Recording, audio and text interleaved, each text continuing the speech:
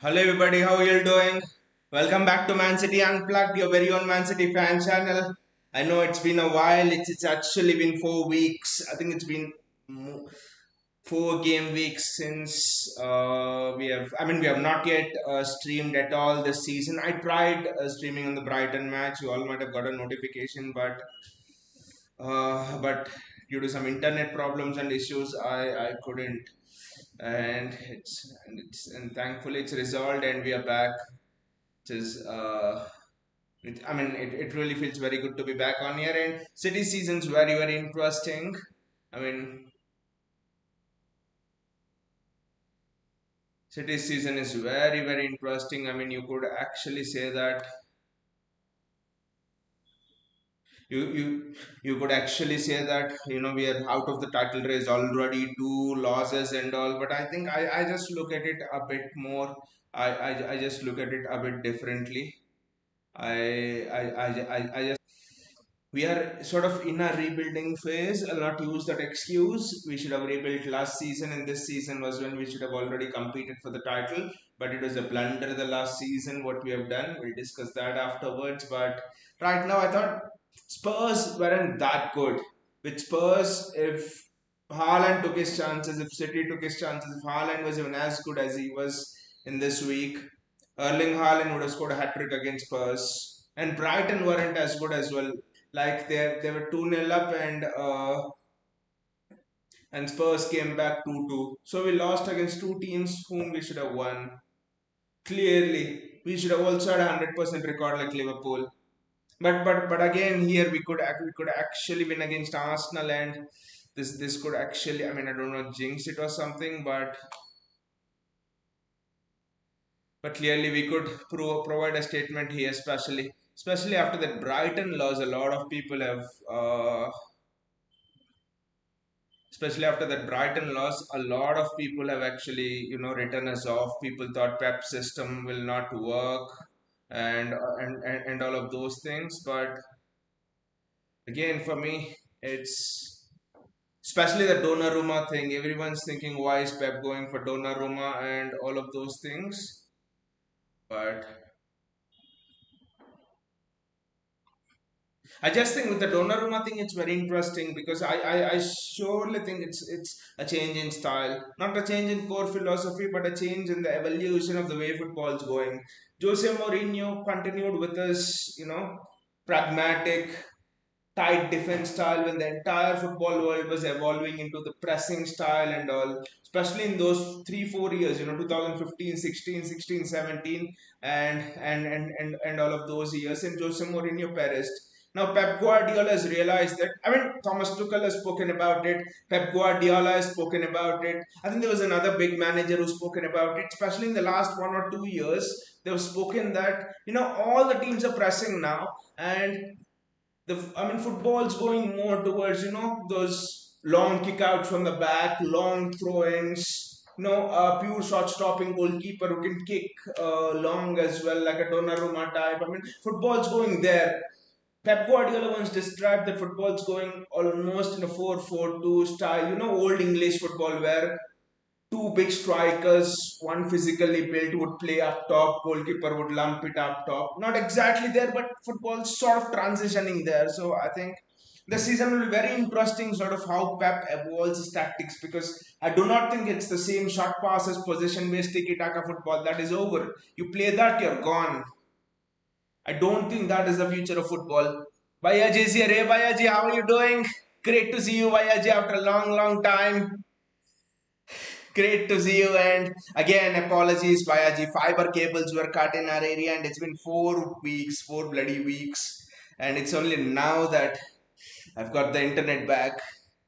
So apologies for that. But from now on, let's hope City just kickstart their season. Bayaji says, welcome back, Mohan Bhai. मेरे को दाग to हो रहा है. Even cricket match looking bleak today. बचा लेना भगवान. I, I just hope both the matches, here City win and India win over there. Baiju says this season Pep actually listening to fans' advice in terms of lineup.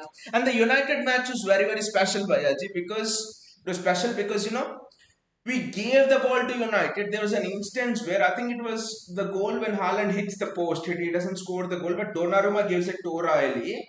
In all of the other seasons under Pep, O'Reilly would pass it into the midfield or pass it back to the goalkeeper and all. But there, in that instance, Nico O'Reilly lumped it up straight to a United fullback. United fullback gives it to the goalkeeper, goalkeeper to centre back, press and trigger. City go on and press, get the ball back, break 3 on 2. That is, I mean, two things are happening here. Pep has realized football's evolving. Pep Blinders. I think Pep Blind. I don't know what you guys think about. What do you think, Bayaji, about Pep Blinders? But for me, this team has Pep Blinders philosophy being stamped over them. You know, Pep Blinders philosophy is what Jurgen Klopp played. I mean, Pep Blinders shaped Jurgen Klopp's press. Everyone knows Pep Blinders was the technical brain. He was the architect of the great Jurgen Klopp team. And Pep Linder's philosophy is give the ball to the opponent and hunt them like wolves. Hunt them like bloodthirsty wolves. That's what Pep Linders says. Completely opposite to Pep Guardiola's philosophy, where Guardiola says, we have the ball, we play with the ball, we win the ball. Pep Linders says, give the ball to the opponent, hunt them down, get it early in their half, and then, and then steal it early and go and score a goal. What Salah, Mane, Firmino, Wijnaldum, Liverpool in their prime did. So it's interesting, and interesting is Pep has hired Pep Linders. Pep has personally, it seems, spoken to Pep Linders and hired him, who is exactly opposite of Pep's philosophy. Very interesting, what is the sign? What is the sign? And Pep had spoken to Donnarumma personally to make this signing. So what is Pep Guardiola looking at? It's interesting. Why this is what happened to Tijani after Wolves game? He better show up. Why he was Syria player of the season? I don't know what happened to Tijani Reinders finishing against United. He should have scored a goal. Against Spurs, he should have scored a goal. Spurs was an open goal for Tijani Reinders. Manchester United was 1-on-1. He had to score that goal. So in another season, Tijani Reinders should have been sitting on 3 goals already. 4 matches, 3 goals for a midfielder. Box to box midfielder is striker-esque form. Kandinya says, "Oh wow, I thought you shut the channel. They shut down my internet. They shut down the internet, Kandinya. That's why I was not doing any shows. But yeah, it just feels great to be back. Jeremy Doku, look at how City press. Look at the pressing Twitter. We are all over Arsenal like a rash. Kandinya says, good to have you back. It feels fantastic. Seriously, to watch the matches along with you all. Arsenal are already making those runs. This match already has that, fiery fist feeling to it. Big test for Nico O'Reilly. Just see how much he can play that left back role. I think if Nico O'Reilly does well here, I think he could very well nail down the left back spot, and Reinhard Nauri could compete for the left winger spot. Nauri as a left winger is not bad, to be honest. But yeah, I just wanted to know the views of you guys on the contrasting philosophies of Pep Guardiola and Pep Linders. One likes to have the ball, one likes to give the ball to the opponents and then press. And how they are working together. Does it indicate a change in style for Pep Guardiola? What do you guys think? Has Pep realized? Because we all know that Pep evolves before everyone does. Look at how they are cutting off the passing lanes. Look at how they are cutting off the passing lanes. Arsenal on the attack, but doesn't matter. Expansive style.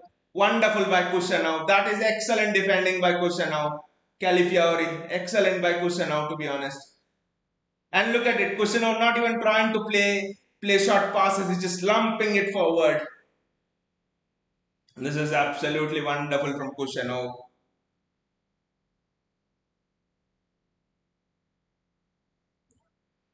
Wow, I mean, this match in the first 2 minutes itself has had two end-to-end moments, two end-to-end action moments. Wow, both of City's fullbacks tested.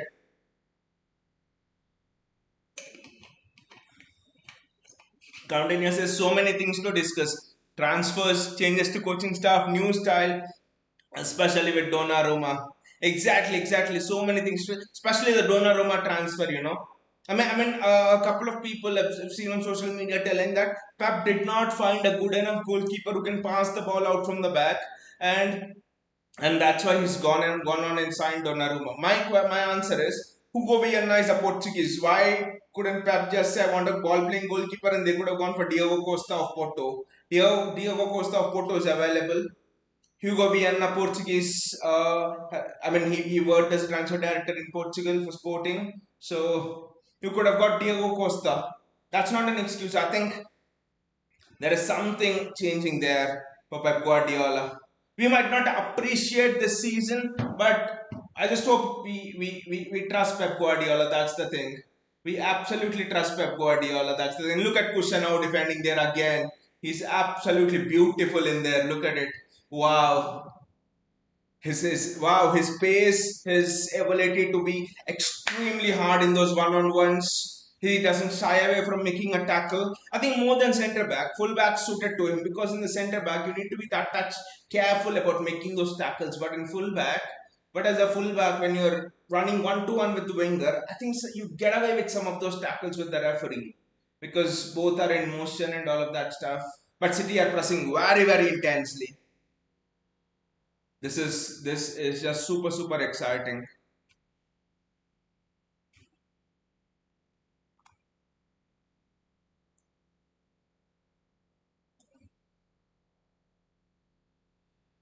Arsenal are trying to look at it. Look at it. When have you seen a Pep Guardiola team play like this, guys? Look at it. A Pep Guardiola team is not trying to take possession. A Pep Guardiola team is trying to sit back and hit on the counter. When have you seen this, guys? When was the last time you've seen this, guys? When the opponent has the ball, a Pep Guardiola team generally pounces on them, presses them, but this team is happy to sit back.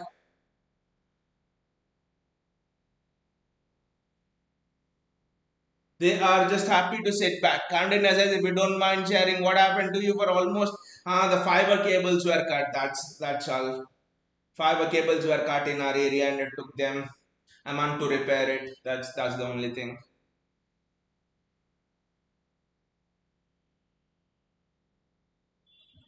But just I'm absolutely fascinated by the tactics here. Look at it.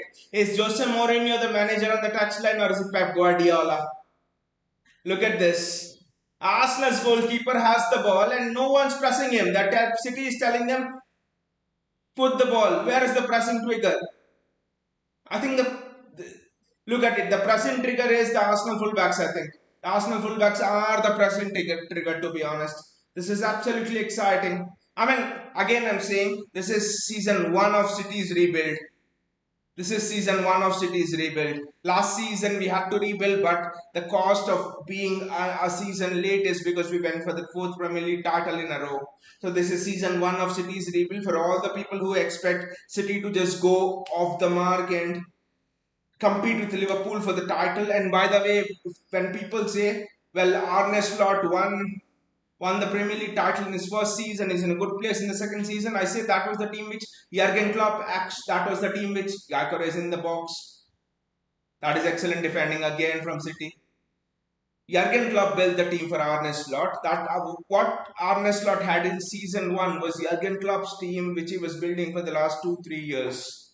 That was year four of Arne Slot's project. That is what it was. It's not the first year of Arne Slot. It's similar to how Mourinho built those Madrid teams, and Zidane won 2-3 Champions Leagues consecutively. So I'm not having that argument of Arne Slot doing this. And this is Pep's third rebuild, I think, and every rebuild had a change of style. Not as core a change of style as this, but compared to Pep's first season, I mean, when he's arrived and here,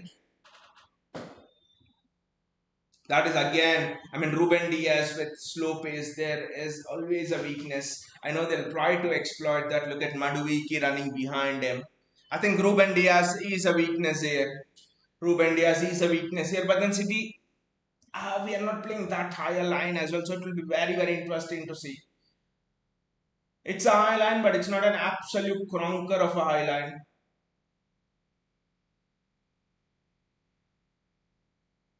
Bernardo Silva does extremely well. Donnarumma with the ball.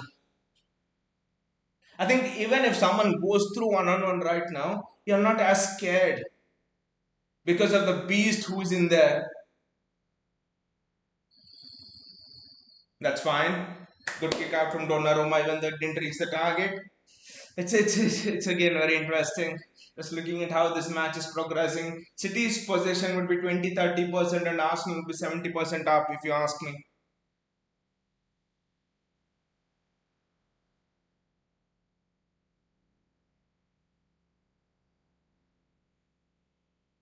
Califiori again just getting back up a lot. I think Reinders needs to do much better and keep the ball more, to be honest. Reinders is driving at the Arsenal backline. Erling Haaland is running through. Erling Haaland. Haaland finishes it! Erling Haaland! The beast! Haaland scores for City! Come on, City! It's an assist from Tijani Reinders and Erling Haaland scores! He's finished it! There was never a doubt in your mind that Erling Haaland wouldn't score over there. Wow! What a goal for City over there! Absolutely wonderful! This is counter-attack at its absolute best. This is superb. This is Erling Haaland at his absolute best. This is counter-attacking football at his absolute best. This is Pep Linders' philosophy and style at his absolute best. Reinders could have gone for Doku, but he's gone for Haaland, and Haaland's just finished it. Absolutely beautiful from Erling Haaland over there. Superb from Erling Haaland. Wow.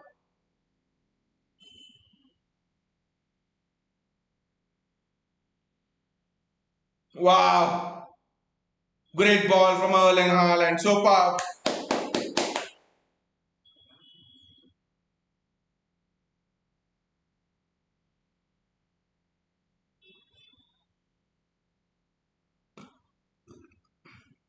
Wow, Erling Haaland. What a goal, Erling. Superb. Superb from City. Come on.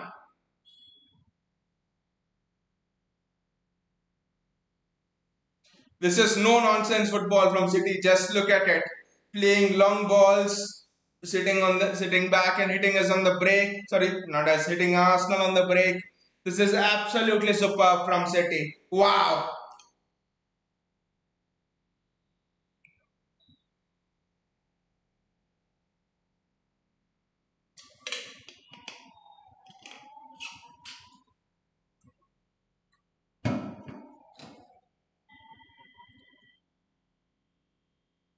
I think Gigi has to long that long.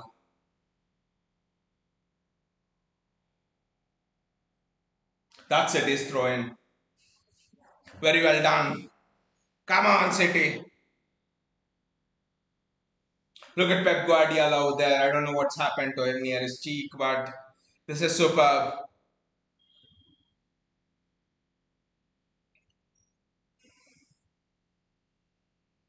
That is pure counter-attacking style football from Erling Haaland. He's pressing Arsenal. He's pressing Arsenal at the points where they do not want him to press.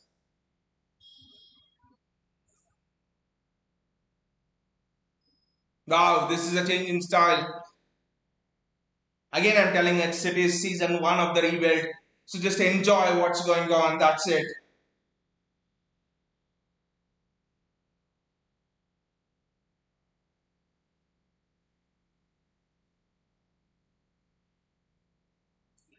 And here you're competing with a team that is in the season 7, dare I say 8, season 7, 7.5 of the rebuild, and still have Community Shield to show for it.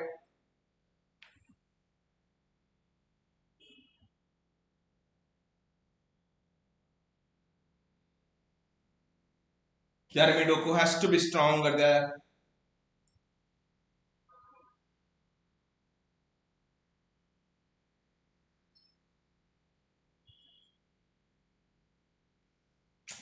The ball just wouldn't stick for Reinders. I think Nico Riley is a lucky boy over there. He shouldn't commit in the challenges. Nico Riley, no, he should not commit in the. Arsenal are also trying to press, but I think City are just sitting back. It's still the high line. It's not your Jose Mourinho style. sit tight at the absolute back. It's still a high line, but City are not pressing aggressively even in that high line. So I think it's almost a hybrid of Jose Mourinho style and Pep Linders style and Pep Guardiola style. It's a hybrid of these three managers. But I absolutely loved the counter on which Haaland hit Arsenal. That is absolutely a stunning goal. Seriously, the counter, that is what Erling Haaland thrives on, literally. And he just finished it as if there was no goalkeeper over there. He absolutely finished it brilliantly. What do you guys think of that first goal? How do you feel about City's new style? This is a new style for City. Clearly a new style for City. City are almost, I mean, even with the passes, City are not looking to penetrate the opponent. They want to give the ball to the opponent in spaces where they can hunt the opponent down. And the passing is also almost one touch, two touch, just quick one touch passes.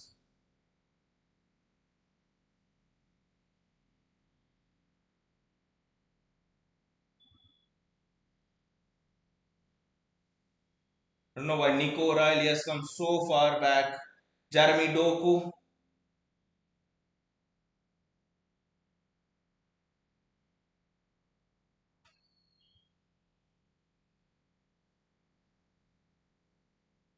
I think Kushana was down, maybe injured a bit, but yeah.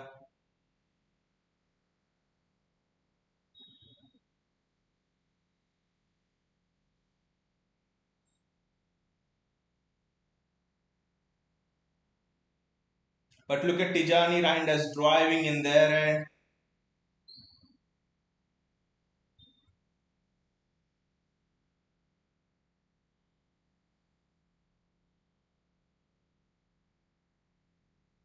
good ball, I would say. Not the most difficult ball, but a good ball, I would say.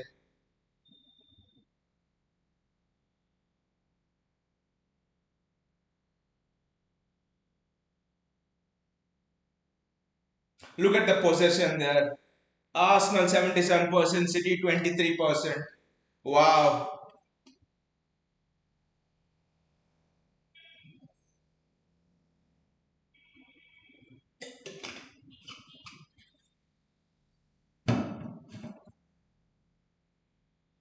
Good to see Kushana back. We need him, we need his pace. Look at Pep Landers and Pep Guardiola discussing, and there is something. It's clearly a change in philosophy, a change in style that's gone on. And I've gone on and on about it, and I want to go on and on about it as well. To be honest,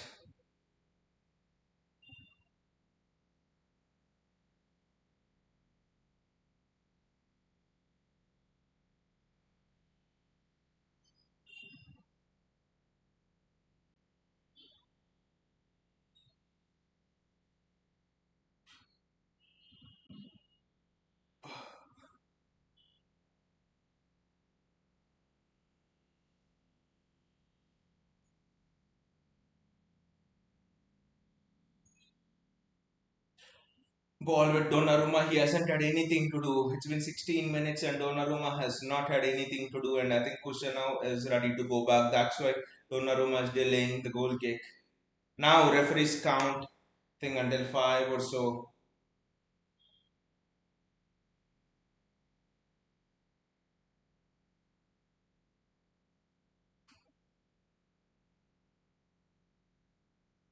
Arsenal are on the attack now. Arsenal are on the attack. City better stay back. Compact, nice and compact.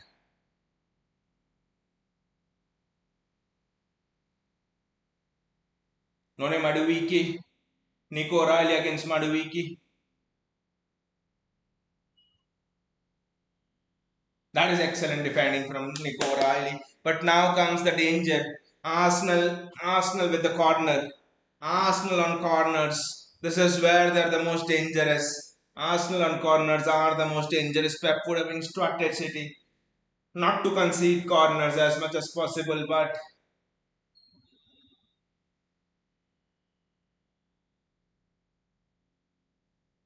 but in that instance it was unavoidable. Let us see Maduwiki taking the corner for Arsenal.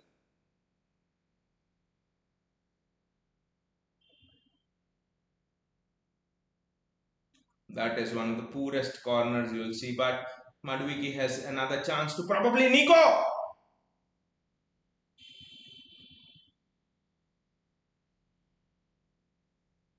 Foden just kicked it out.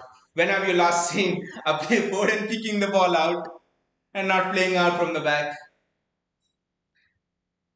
But again, the corner was well defended. I think it was Nico Riley who headed it, but to say it was a poorly taken corner.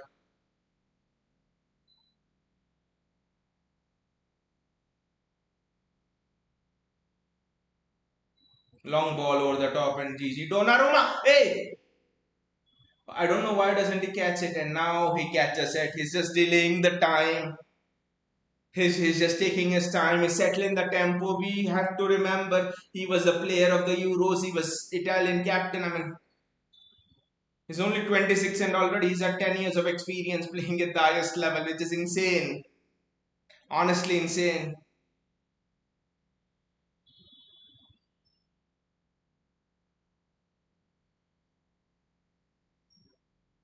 That's City's throw. Trossard's not happy with it. Who cares about whether you're happy or not, mate?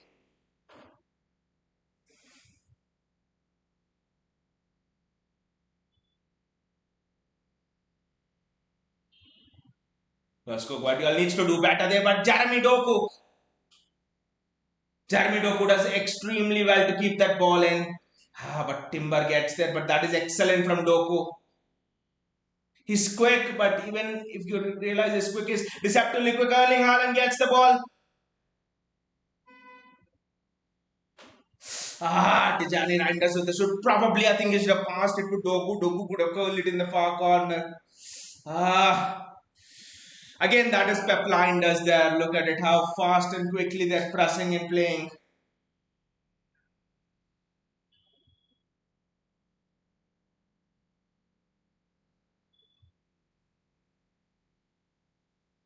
Again, Reinders doing very, very well. Kusano, Jeremy Doku, Rodri. That was a risky pass, but then it's Rodri, so you expect him to complete the pass.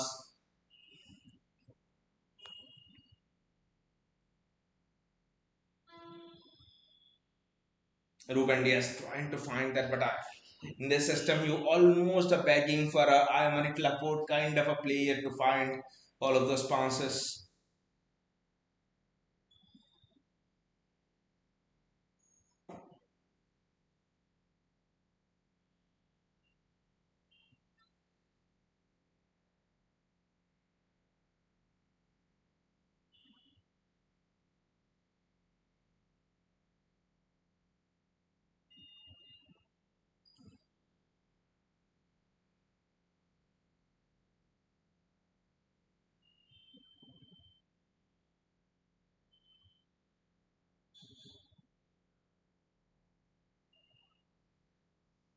Excellent defending there again.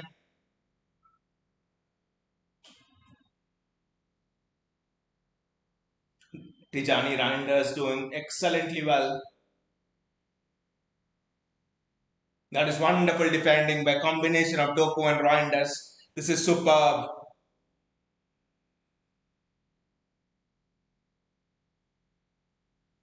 And he's offside. The Arsenal plays offside.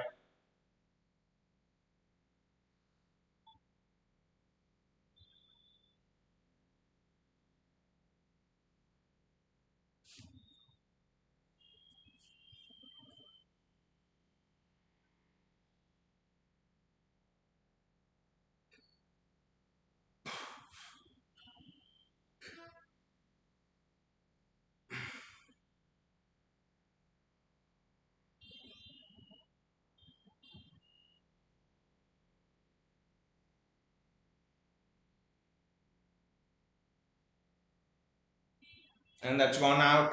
Arsenal, I mean, it's interesting. Actually, Arsenal wanted to approach it in a counter-attacking way because Gyökeres thrives with the ball in behind. There's still a chance for Arsenal to put that ball in behind. But City are now countering Arsenal in an exceptional way. Excellent from Nico O'Reilly. Uh, Foul against him, but that was Good from Nico O'Reilly over there.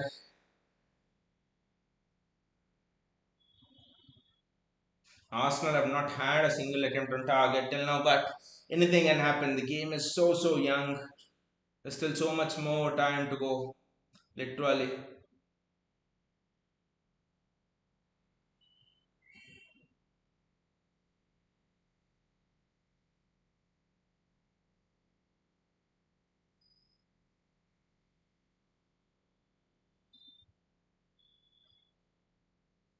Erling Haaland's link-up play has just exploded. Reinders is down.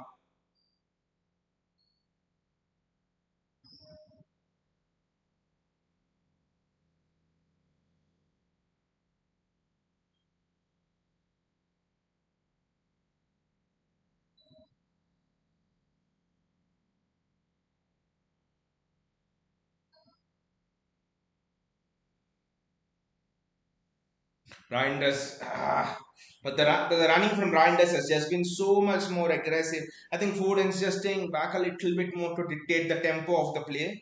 But I think, and I think Reinders is the one making those runs. And Mikel Arteta, as usual, is moaning. Mikel, can you please tell me the number of trophies you won in season 7 of your rebuild? Sorry, season 7 and $1 billion, £1 billion spent, and you can only have the Community Shield trophy to show, which is not a trophy as well. Anyways, that is what Mikel Arteta is, and is just moaning.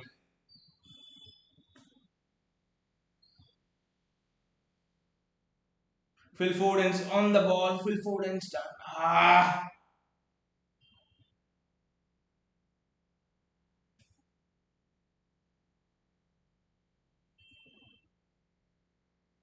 Jeremy Doku. City's press is just very aggressive from the front. When the ball goes into Arsenal's midfield, absolutely no pressing. City is going back, sitting in a block. But as soon as Arsenal centre backs or even the CDM has the ball, City's pressing is just absolutely very aggressive. Arsenal in the box, and the ball's gone out. I think it's a corner for Arsenal from Califiori. I think Mikel Arteta would be much well suited to play a hockey match, because and he is much well suited to train a hockey team because in hockey you have the penalty corners. Whenever you hit an opposition's leg inside the box with the ball, you get a penalty corner. That is what Mikel Arteta has made football. He's made football into a hockey match. But let's see, this is the true test of Gianluigi Donnarumma. Let's see, this is the true test of Donnarumma.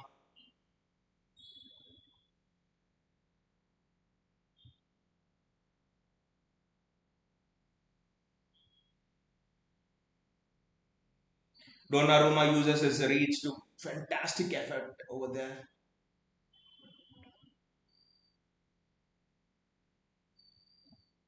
Is it another corner for Arsenal?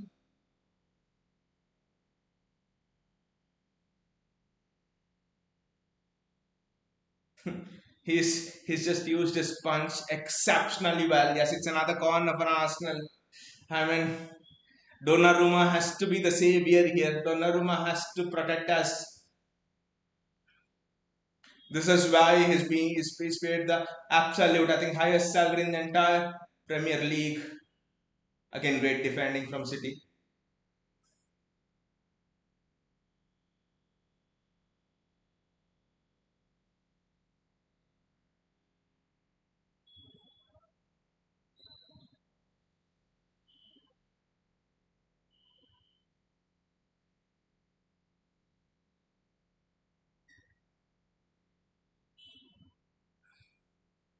It's an Arsenal throw, but City are just defending superbly here. This is a defensive masterclass. Whatever, at least still now, still 27 minutes gone. O'Reilly did everything he could, and then I think Bernardo Silva pick up the runner very well.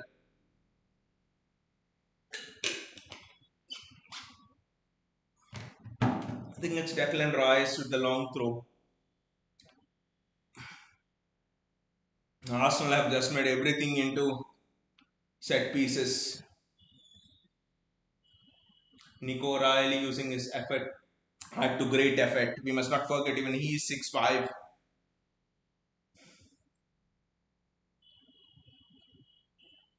David Raya kicking it long, and again wonderful display from City, to be honest. Excellent.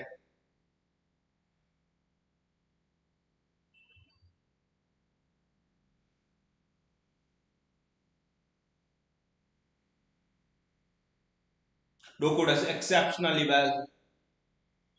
It's Arsenal's throw.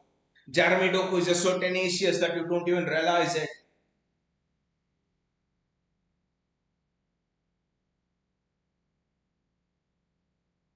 Nico Riley threw it straight to Mikel Arteta, his former coach when he was at City.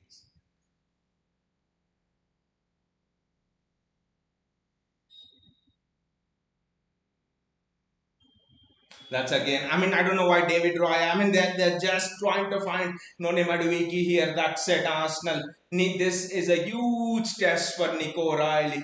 Yes, Saka is fit there. Saka is running, but it's a huge test for Nico Riley, the youngster. Let's see what he's made of. Superb. A cam played as a centre mid, played as a CDM for City, and now he's playing at left back.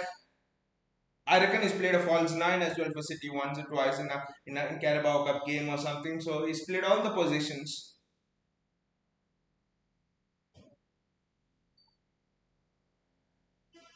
I think with Pep Guardiola, it's almost like when you start a job, there's this student internship or something where for the first year you're sent to different departments to know which department you like, and then you can pick one. That's what Nico Riley is. But here Pep Guardiola picks which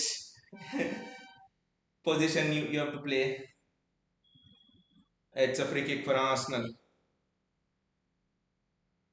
It's not as tense as before because this is not a title deciding match or something, and we are in season one of our rebuild. It's far more tense for your Arsenal fan, for an average Arsenal fan, because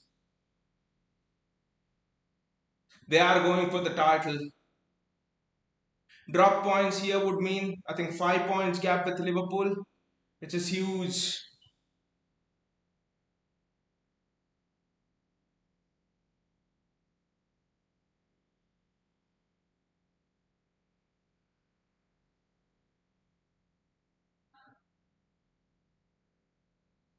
Look at it. Haaland is not pressing David Raya at all. They're just cutting off the passing lanes and access. This is Pep line is all over for you again. Look at it. They're not pressing. They're just trying to cut off the passing lanes. This is what Mane, Salah, and Firmino would do when Liverpool were at their prime under Klopp. Look at it. They do not want to press. They let Arsenal have the ball. I mean, City are just playing prime Mourinho counter-attacking football here. Just that the line is a bit more higher. That's the only thing. They are even letting Arsenal CDM have the ball as well.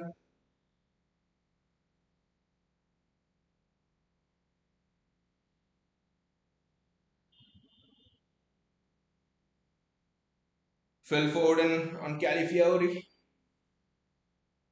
And I think it's going to be a long throw in. I mean, Mikel Arteta has just turned this into a set piece. It's not football anymore, it's set piece ball. That's what Mikel Arteta has really turned this into.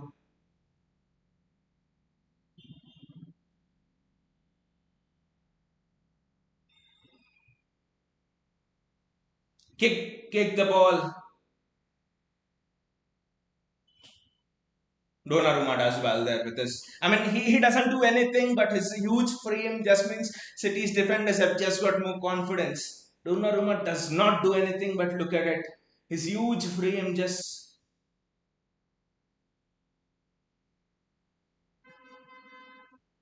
His huge frame is already. I mean, in front of Donnarumma, I mean, Gabriel is just looking like a small schoolboy.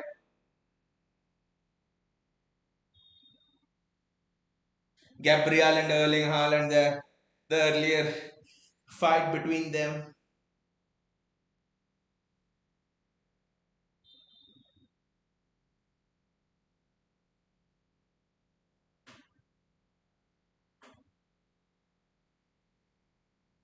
I think Kusanov should have launched it back. Just I don't know why Ruben Diaz is doing that, but he should have just lumped it forward. This is some old style Sam Allardyce football, if I have to be very, very honest. This is not Pep Guardiola football. This is old style classic Sam Allardyce football. If I have to be very honest with you, balls more in the air than on the ground. When have you seen Pep Guardiola's team play this much in the air? Definitely a change of style.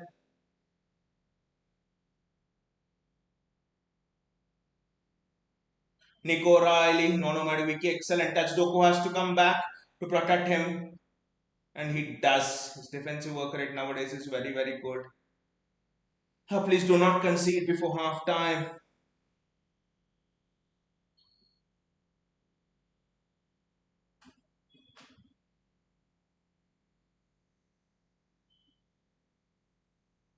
And this is at the Emirates Stadium as well. It's at their home.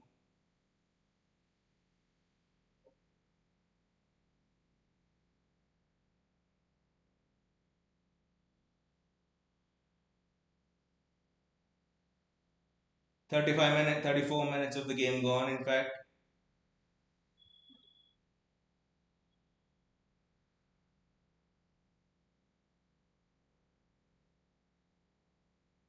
City are just blocking of the passing lanes. That's all. No press, nothing. This is surprised Arteta. Very sure it is surprised Arteta.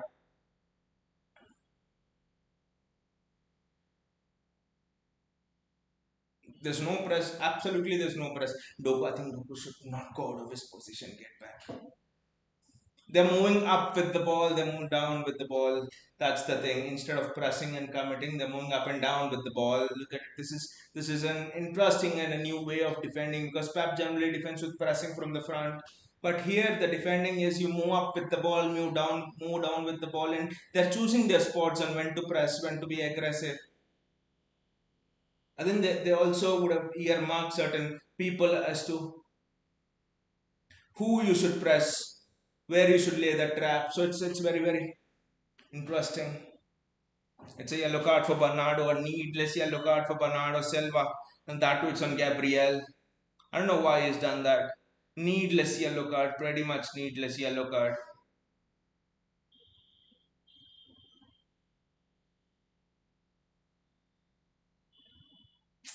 That's a needless yellow card for Bernardo Silva on Gabriel. And he's a player with superb defensive work rate for us. I don't know why he's done that.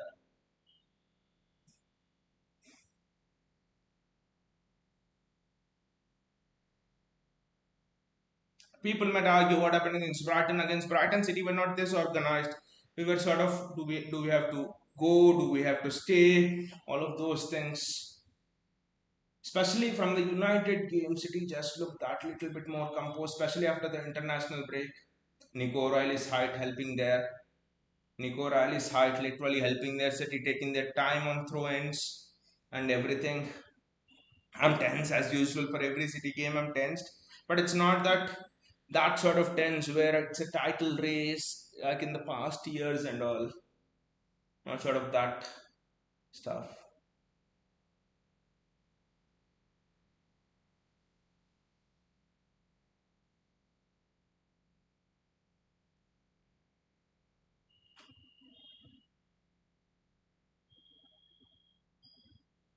A lot of United fans actually. I mean, one of my friend who is a United fan, he tells me that Pep did not. I told him Pep's changing his style. You look at the United match. I sent him some clips and all, and he was telling Pep didn't find a good ball playing goalkeeper, and that's why he's sort of changing his style. What sort of a nonsense is that? I think a lot of United fans on social media are like that because it's just because Ruben Amorim says I don't want to change my style and I'm stubborn.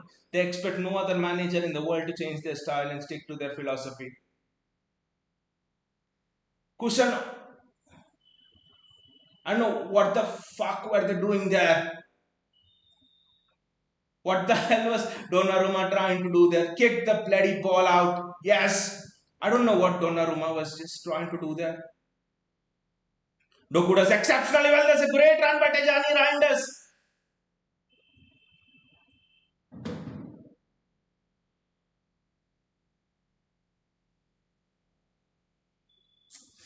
There was Phil Foden was free over there.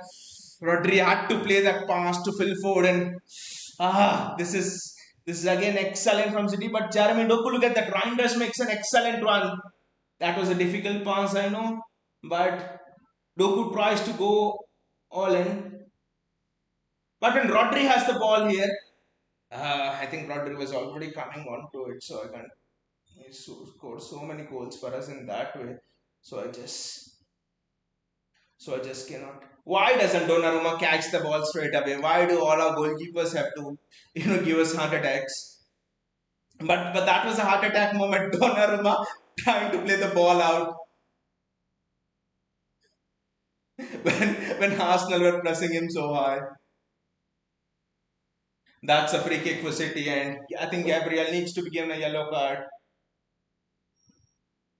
I don't know what happened to Donnarumma there. Was it trying to be Ederson playing a cheeky pass through the middle? Eze is not starting, which is very interesting. Again, both Eze and Saka are not starting. So it's almost that seeing that picture. It's almost Arsenal's first choice wingers are not starting.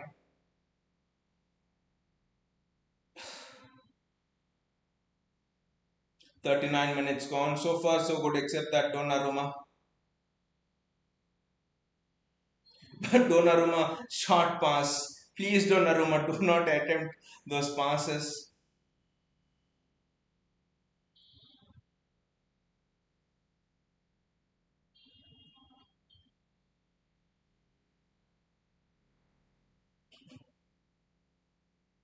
They bypass the press for once. Declan Rice. But Phil Foden has to. Phil Foden just cannot leave Declan Rice there free. Please, someone pick up Declan Rice. Kusha now. Kusha, Kusha. Go, go, go, go, go, go, go, go, tight, go tight.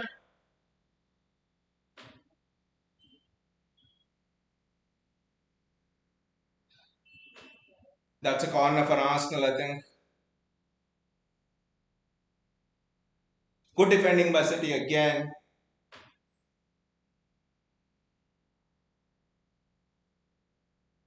I think it's a goal kick. Or is it? Yes, I think it's a goal kick. No, it's a corner. I didn't think that was a corner, but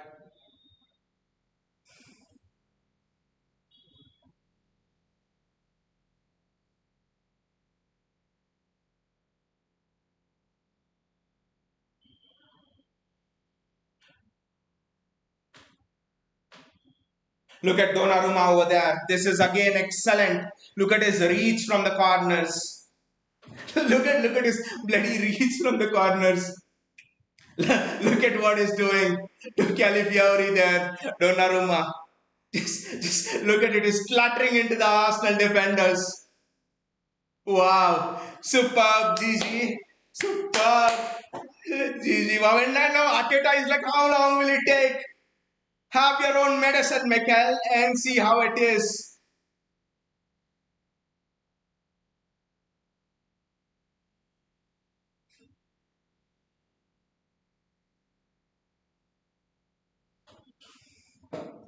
Haaland being an absolute beast physically over there.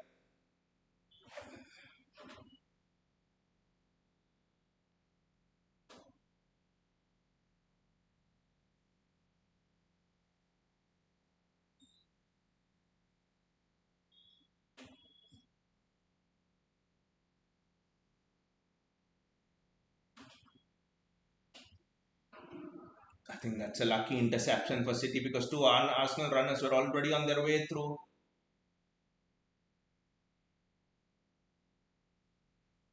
Bernardo Silva, I think it was Cusano, he should Ruben Diaz. I don't know why Ruben Diaz does those sliced clearances.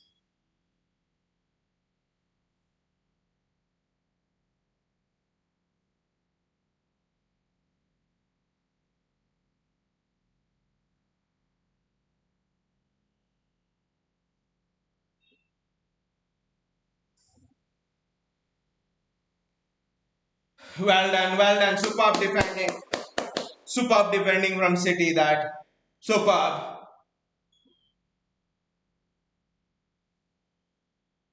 City are enjoying the defense. I mean, when is the last time you've seen a Pep Guardiola team enjoy the defense? And I think in these sort of scenarios, Ruben Diaz is an absolute beast. And you tell him to just sit back and do the old school defending. Ruben Diaz is an absolute beast. He'll throw the body on the line. He'll do everything. Donnarumma, Ruben Diaz, these people are made for old school defending. Kushanov, Nico O'Reilly, a bit as well. Guardiola, they're perfect old school mafia style defenders. Oh, Madueke is through almost. Madueke is through. Donna, save us! Donnarumma! That is excellent defending from Nico O'Reilly again. Superb there from Nico O'Reilly. Wonderful from Donnarumma there. Look at it. Wonderful from Donnarumma. GG! What a punch that was from Donnarumma. Absolute wow. Absolutely superb from Donnarumma over there. Look at it. It was a dangerous ball into Madueke and look at what Donnarumma has done there. Wow. Edison would never do that. Wow. Donnarumma is almost, from the corners, he's protected us. He's done everything.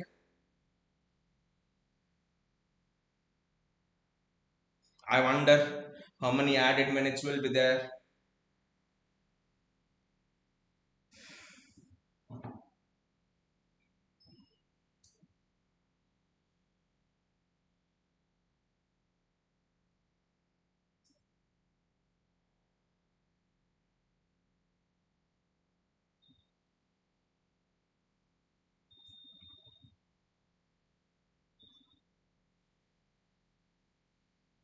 Oh, +4. Wow. The half is just not over yet.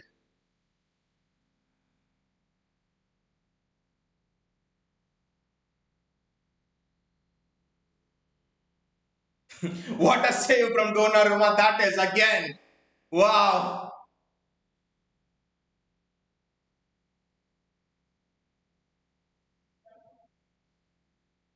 I mean, fairly straightforward. That too at his near post, but still down very quickly.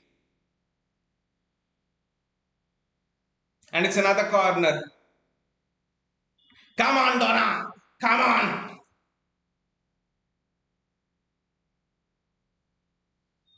Wonderful again. Arsenal are peppering us, but we are built to defend. I mean, I never thought I'll say this against a Pep Guardiola team, but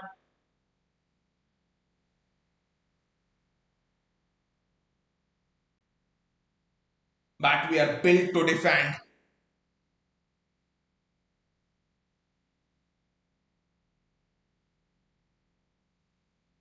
Jeremy, come on.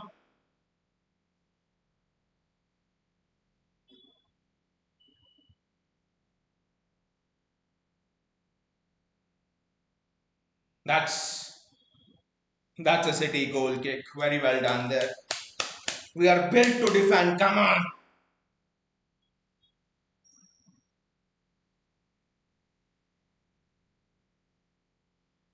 Wow, this is some intense. I haven't seen being so excited in a defensive sense for a Pep Guardiola team. Wow, never.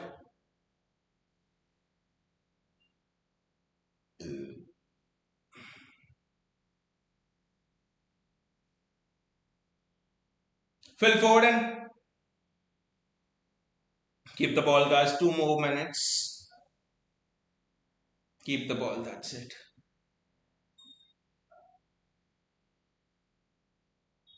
Yes, I think he's hit Trossard where he deserves to be hit. I dare say. It is hit him again.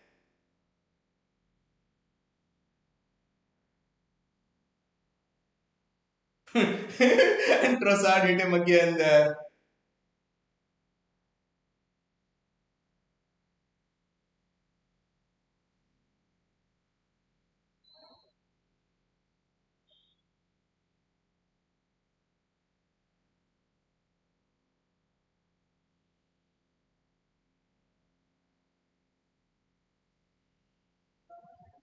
Look at Donnarumma in his side. Wow.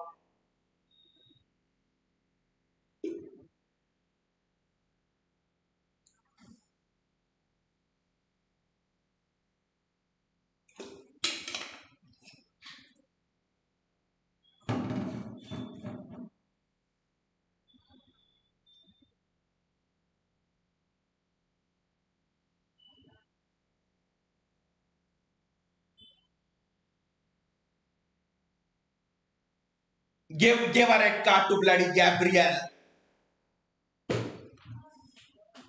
Stuart Atwell is the referee.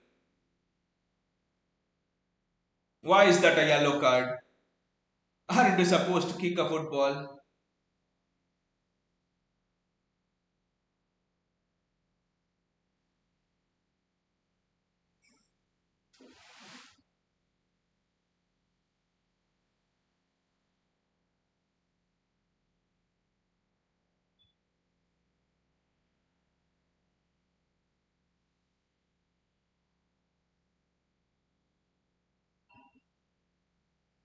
Hmm.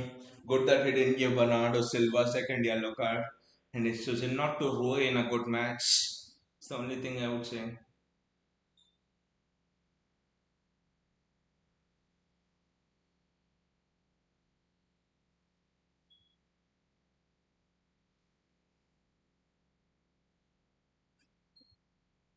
Nico Riley has done exceptionally well over there. Wow! What a player you are, man! Wow, wow! And Erling Haaland's now going. Erling Haaland's now having the ball. And it's a free kick for City. It's a free kick for City. That is excellent hold up play from Erling Haaland. Nico Riley didn't panic over there. This is excellent stuff from City. The defensive display was outstanding, I would say, from start to finish, right from Donnarumma to Erling Haaland. Everyone contributed in this. I think it's almost time. I don't know why the referee is not blowing up.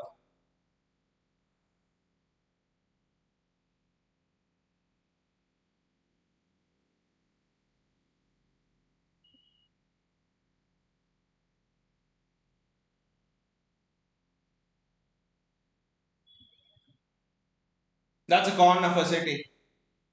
I think that will be the last kick of the game. But the bloody referee blew, I think. I think it's half time. The referee blew.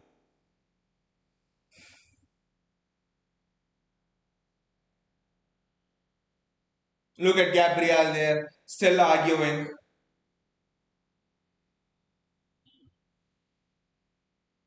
Second yellow for Bernardo and all of that. Why does Gabriel want to ruin a game? That is not exactly something worth giving a second yellow card if you ask me. No. It's worthy of a caution. I mean, I think he's finished it with his weak foot. Look at Donnarumma, look at Gigi celebrate there.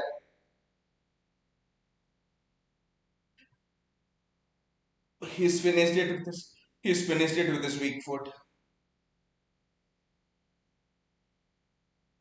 Bayaji says Haaland face shows he's serious today. But Bayaji, what about Gigi Donnarumma?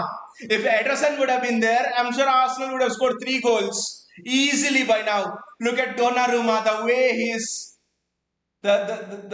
way he's defended those corners. But Bayaji, I just want your word on Donnarumma. The way he's punching those corners, the way he's hitting Gabriel and Calafiori on their head. Punching those corners. There was a cross floated by Maduiki to Declan Rice, and Gigi Donnarumma reached it with his huge hands. I mean, Donnarumma is having a 5-star display here. Why this is Nico being targeted? Doku should be helping him more. but Nico Riley, I think he's actually held himself more on his own. I mean, I wanted to say he's held his own more than enough. I think in the 47th minute, was it Maduiki or someone who just went through, and Nico Riley went with him step by step, defended it, then panicked, took the ball, sent the ball out. I mean, kicked the ball away. Nico, I mean, you see this defensive line by Aji. Kushano, Guardiola, yes, Nico Riley. They are made for this sort of style. Sit back. City are essentially sitting back. Throwing a bit of a high line, but City are sitting back, sit back, defend hard, and nick on the counter. Press them when you're sitting back. And if you observe, City are not pressing high aggressively like old Pep Guardiola teams did. What City are doing is dropping back with the ball, dropping back with the ball, dropping back with the ball. And then when Arsenal relaxes or they have the ball with one of those Merino or Declan Rice or someone, bang! Go on the press, get the ball, Haaland, Reinders, Doku, Phil Foden running through. That's what happened with the first goal. One twos, and I think it was Haaland who wins it, gives it to Reinders. Haaland often on his bike, and Reinders gives the ball through. Classic Pep Reinders counter-attacking football. I don't know what you guys think about this defensive display, but amazed by this defensive display. Gautam says, "Hey there, citizens, where have you been, mate? Missed you during the derby." Hey Gautam, how are you doing? I honestly missed all of you guys as well during all of the four games. Internet fiber cables were cut in my area, so I just couldn't. And it took 1 month for them to repair it. So yeah, that's why I couldn't do it. I tried streaming with sort of a dongle and all of those for the Brighton match. If you would have seen, a notification has come, but the speed wasn't enough. So yeah, I had missed you guys during these four matches, especially during the Brighton match as well, because it felt one of the lowest moments. Not Spurs match, okay, but the Brighton match really felt really low. Just wanted to have sort of discussion and stuff with you guys because the international break was on, two losses. It was so shitty. Anyway, feeling very great to be back and interacting with all you guys. Bye, this is Donna Aka Tower of Manchester. Third consecutive clean sheet will be awesome. But the way he's defending as well, Bayaji, and Donnarumma was coming. I mean, this fan base was split. A lot of this fan base wanted Trafford.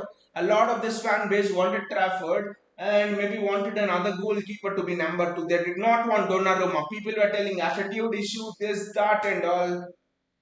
In a way, when I was split, but just seeing Donnarumma's display, I mean, the moment we signed Donnarumma, I'm like, Donnarumma. I mean, I'll have to say, initially when I was skeptical, not of Donnarumma's caliber, which I knew actually. I supported Italy during the Italy-England Euro finals. I wanted Italy to win. I mean, PSG, Arsenal, I of course supported PSG in the Champions League game. So, I mean, I like Donnarumma, but I just thought Trafford, our academy lad, maybe should give him more chances. But once we signed Donnarumma, I'm like, yes, let us get behind him and just awesome. Superb displays by Donnarumma. Even against Manchester United. People say United was very bad and all of those things, but United had chances. Donnarumma Mbumo shot. If that went in 2-1, panic bells would set in. How many times were we last season? We were leading 1-0, United made it 1-1, 2-1. Season before that, the same thing happened as well, but Donnarumma calmed everything down. Why this is heavily biased commentary, trying their best to make things happen for Arsenal. I mean, even in the studios as well, by Ajahn Hotstar, there's Ian Wright and all of those people are heavily biased, and it's great to see what Joe Hart's telling. I mean, how Joe Hart would be feeling because when Pep Guardiola came to England, Joe Hart was the equivalent of, I mean, not that stature, but Joe Hart was there in terms of shot stopping. Not as good as Donnarumma, but maybe a level below. But Joe Hart was also very good shot stopping. Pep Guardiola, removed Joe Hart in favor of Claudio Bravo and eventually Edison, ball playing goalkeeper. I'm wondering how would Joe Hart feel, staying in the studio, seeing it come full circle. Pep again going back towards a primary shot stopper.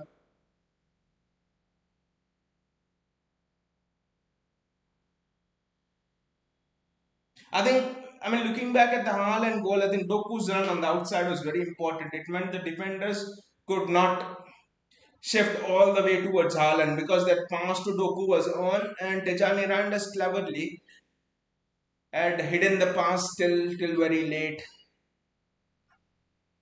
Biology says we are giving them taste of their own medicine. This is prime Champions League Real Madrid style. Exactly, Biology. This is prime Champions League Real Madrid style, clubbed in with prime Liverpool style as well. When Klopp was in his prime, he was doing the exact same thing. He was exactly doing the same thing.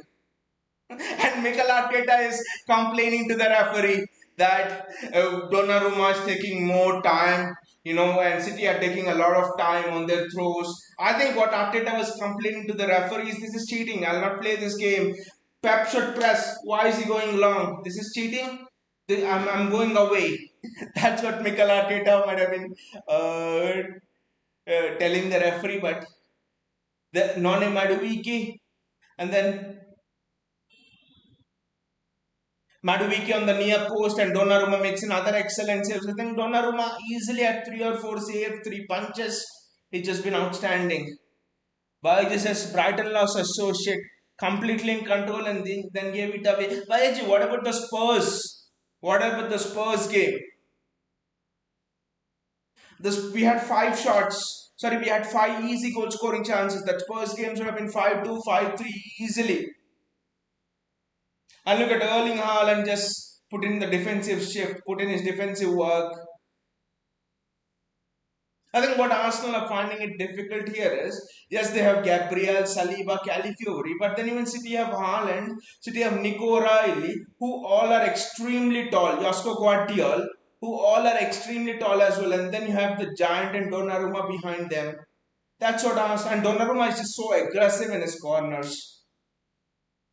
But yeah, both the Spurs and Brighton games, I thought we could have won it easily, especially the Spurs game. And Arsenal fans, Arsenal fans on social media after Spurs beat City are feeling so shit because the only game that Spurs did not beat City was that game when Son missed a one-on-one. Rest every game Spurs have been defeating City. That moment never ages well with Arsenal fans. Whenever this is Spurs win against City, I think it will pain them because Spurs lost that only game against City, which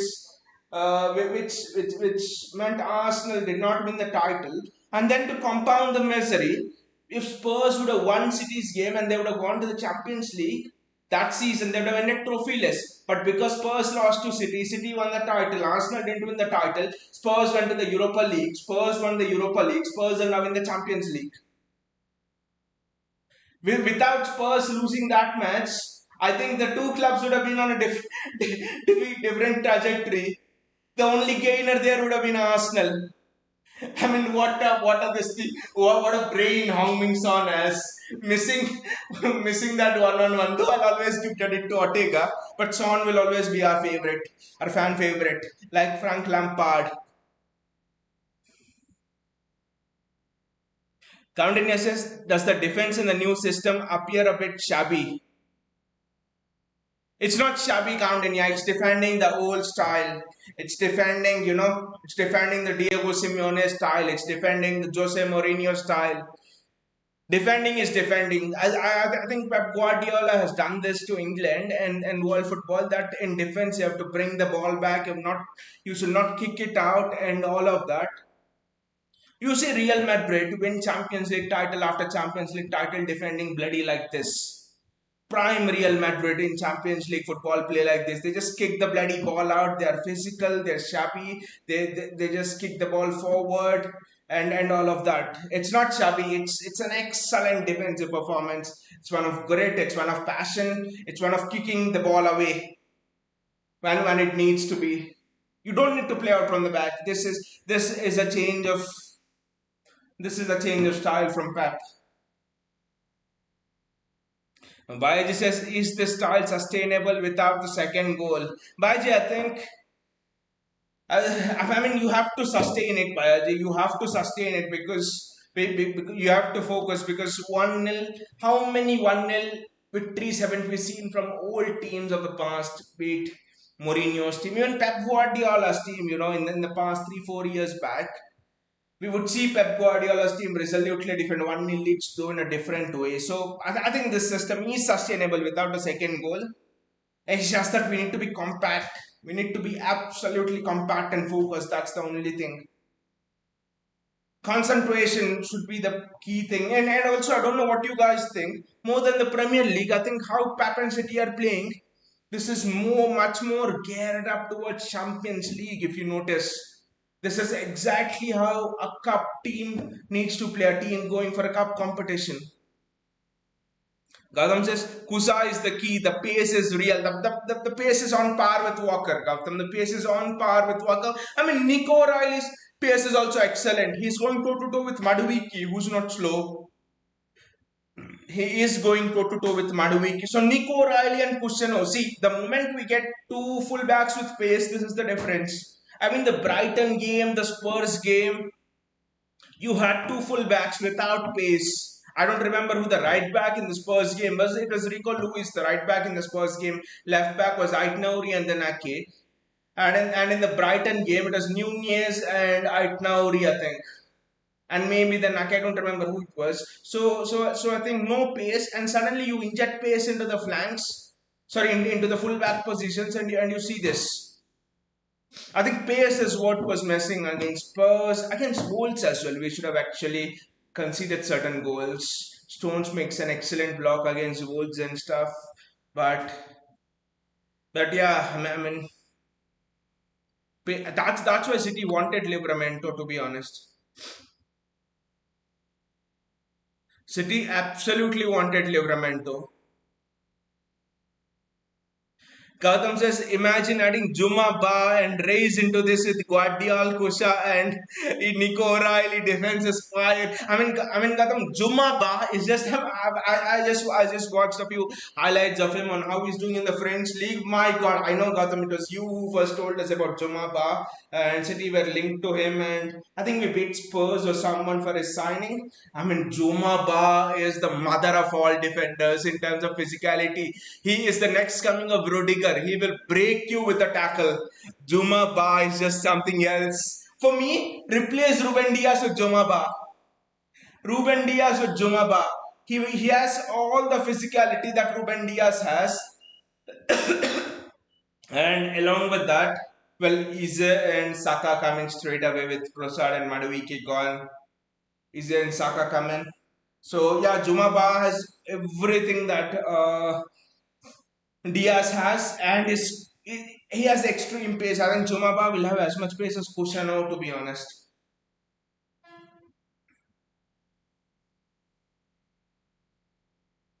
Adding Zumaba and Victor Rees looks to be very, very good.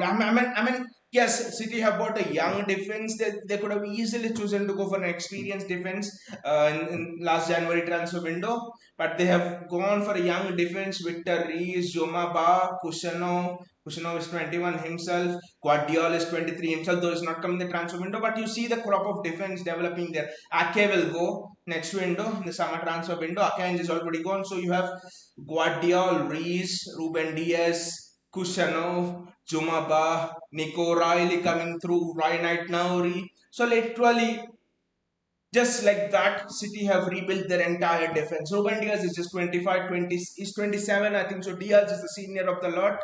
But other than that, I think City have rebuilt their entire defense just like that. I think one more year, when this next year, probably next year, when these defenders, when Rees returns from loan, and when these defenders, Kushano, Jumaba returns from loan, Kushano gains more experience, Guardiola has a proper season playing at centre back, I think, and with Donnarumma also a season older, I think it's a beast we are building. It's just that we should not judge the season because the rebuild is very, very young. There will be mistakes in the way, because a lot of fans on social media were calling out Pep to go ridiculous and after the Brighton game. But it's very Kushano is injured, I think. My God. Matthews Nunes comes in.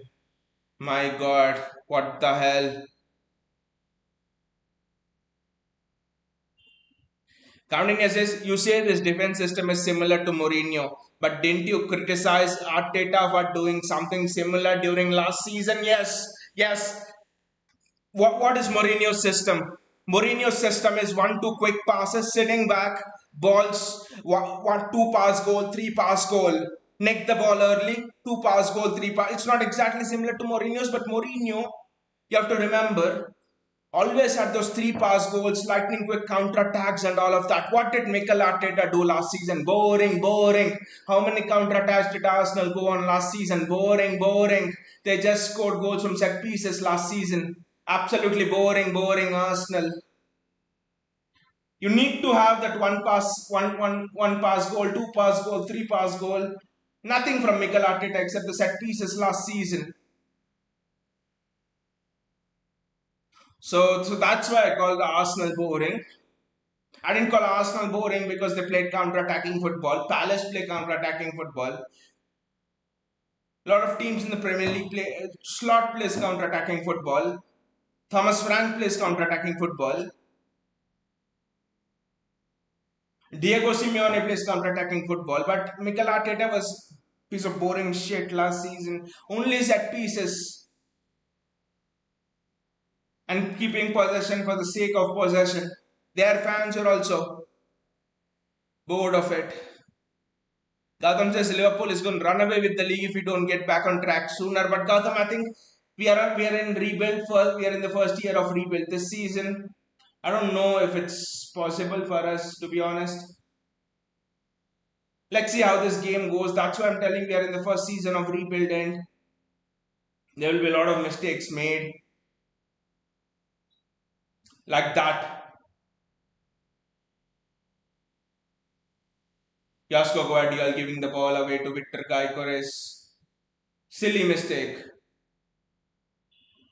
Mistakes will be made. That's why I think Josko Guardiola needs to have a season in the center of that defense.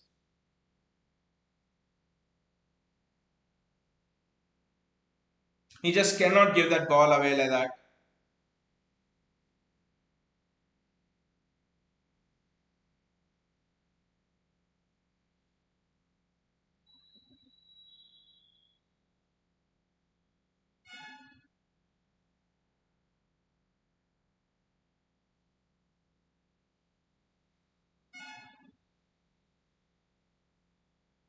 Jeremy Doku against Bukayo Saka.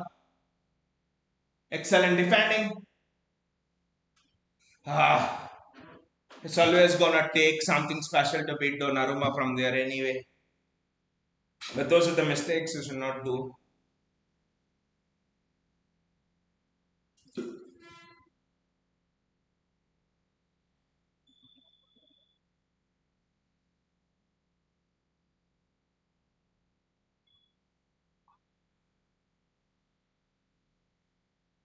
Martin Zubimendi trying for long shots.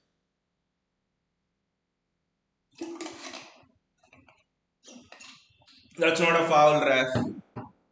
That's not a foul.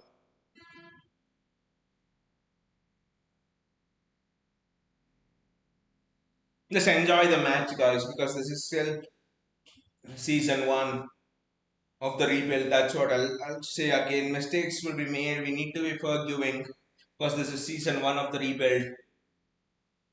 If you have enjoyed all of the successes from the past 9 years, 10 years under Pep Guardiola, Champions League nights, treble, four in a row, Premier League, Centurion season, we need to be calm during this phase. It's a rebuild.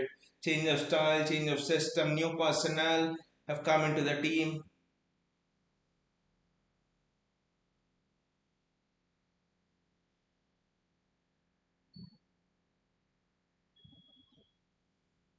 City are sitting back again.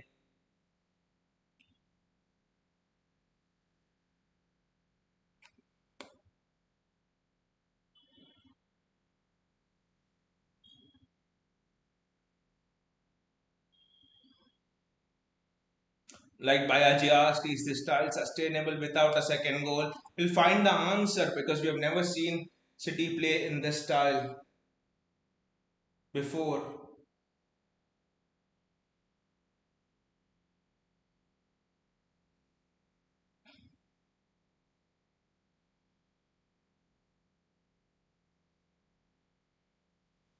Donnarumma does exceptionally well there. The presence of Donnarumma is very, very interesting, to be honest.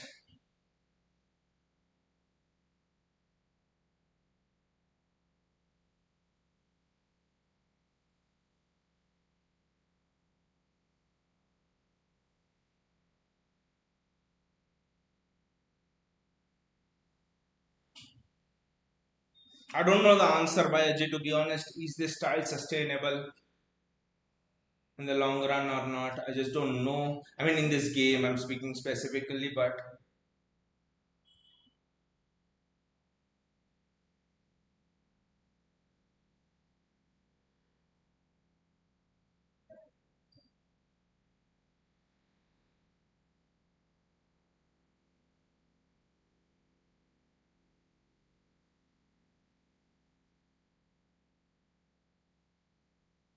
wonderful by Nico O'Reilly. I'm worried about Matthews Nunes at right back.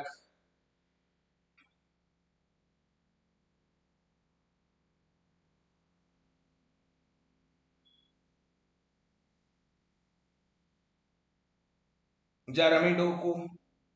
There are a lot of question marks on this system still. I think players still are not completely sure on what to do. So, yes, when do you exactly press, when do you drop off? There's still not as much harmony as I see. So, this will develop. The system is just 4 years old, the new style is just very, very old. So,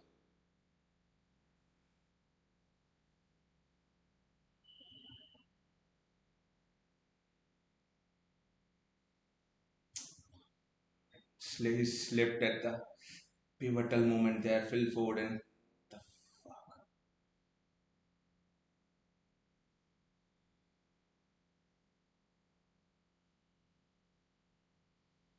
Clear it away.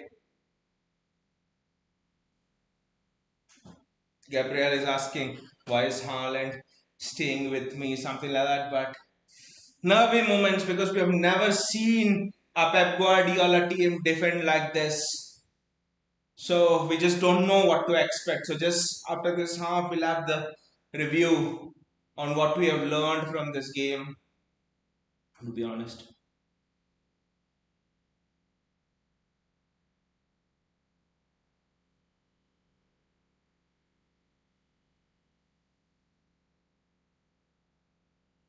he's just playing Cam. I think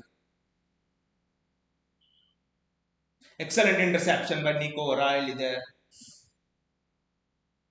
It's offside, but the interception by Nico O'Reilly is just outstanding over there.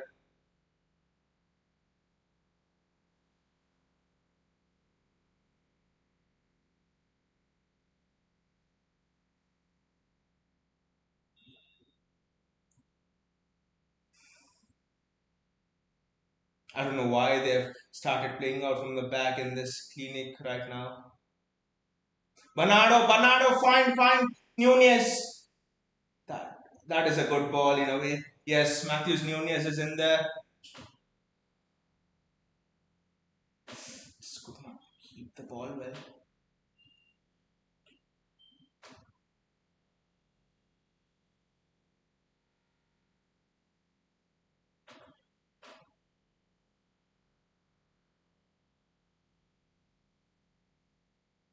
Donnarumma does well again. I mean, he doesn't do anything, but just the covering across Guy Corres, that's just enough to shield the ball.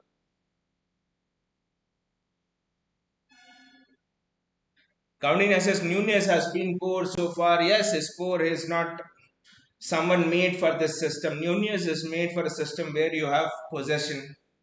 That's why City wanted Tino Livramento, to be honest. I think we'll miss Kushanov in this half, that physicality. But let's see this. The first time you've seen City play this way, how much sustainable it is, what are the decisions City's players will make. I mean, Lord is unclear. So, and the system is just so very young. It's just, I think, we have started playing this only from the derby, to be honest. Not even against Brighton we played like this. So let's see what happens.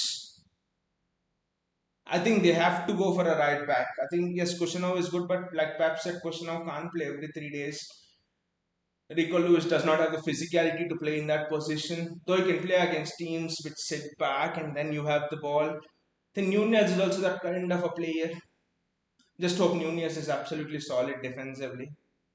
Interesting, the City are pressing by, I mean, defending by blocking the lines instead of pressing, but blocking the passing lanes.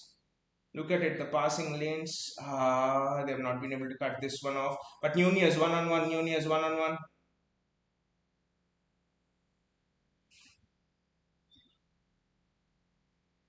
It's a corner for Arsenal. Nunez does well now here.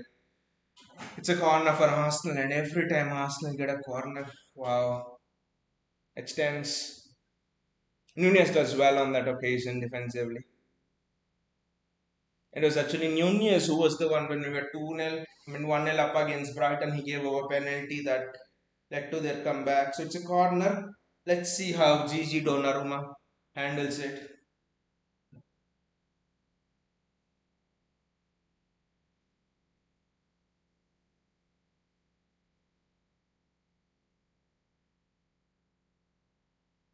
Doku's out with the ball. This is his chance on the counter. Doku playing.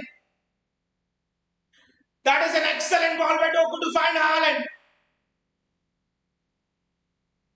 Ah, I think Haaland should have played it to Foden. There was a pass available there for Phil Foden. Open goal for Phil Foden. I think Erling Haaland needs to play that ball to Phil Foden. Just look at this. Haaland needs to give it to Foden. Haaland needs to give it to Foden. What do you think, guys? Haaland needs to give it to Foden. Haaland needs to give that ball to Foden. But that break was exceptional. That counter was just absolutely exceptional. It shades of what Liverpool did, especially last season, in terms of breaking from corners. So something new is developing in the footballing world, and Pep has built out on something. Can we do something from this corner? That's the thing. I think it would be fair to call Gigi Donnarumma over whenever we are taking a corner.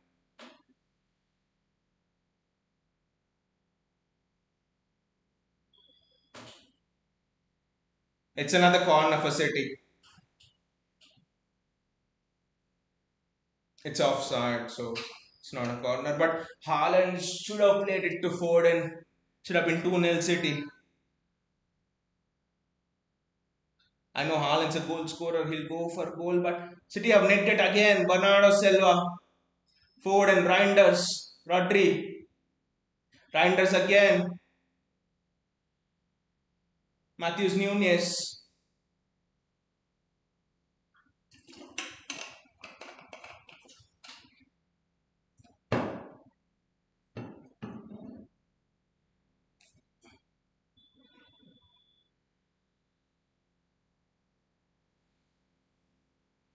I don't know why he's not given a foul.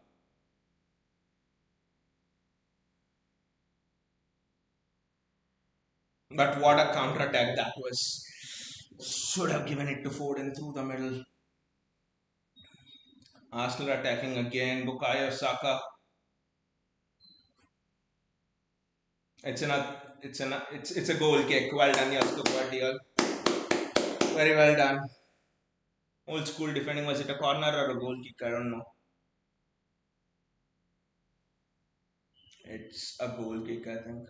No, it's a corner. We'll have to defend again. Oh, what is this defending corners against Arsenal?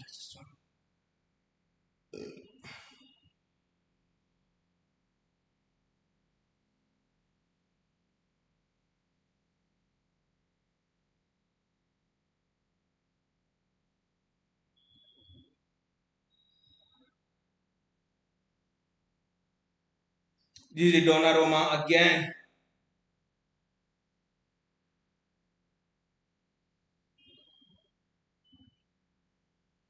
That's very well blocked. Donna. Haaland, kick it off. Yes.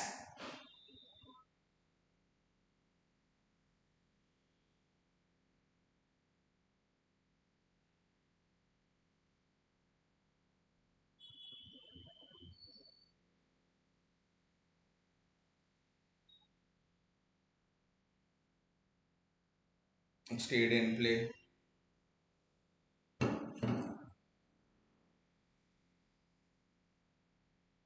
An hour gone, and I've never imagined I'll see a Pep Guardiola team playing like this. Still, the system is young, and I say there'll be mistakes. I keep on repeating it. I need to be patient with this team. Whatever happens in this match and in this season, I'll tell you what the targets are for this season as well.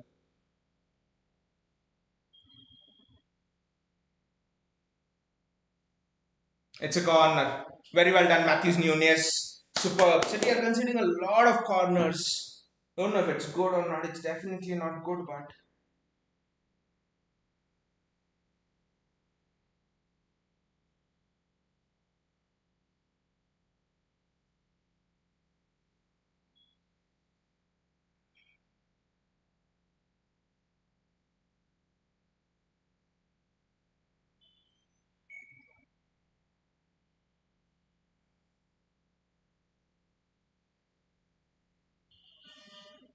Phil Foden again kicking it long. Wow.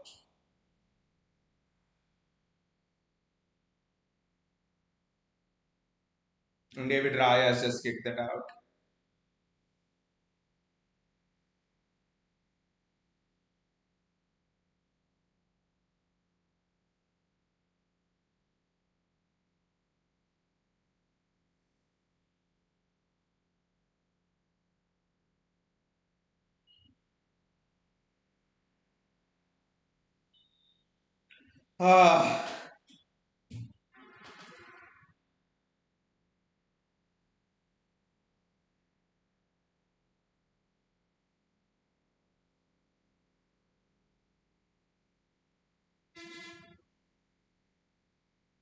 Ah, 62 minutes gone. It's tense from the point of view of a match, not so much the season.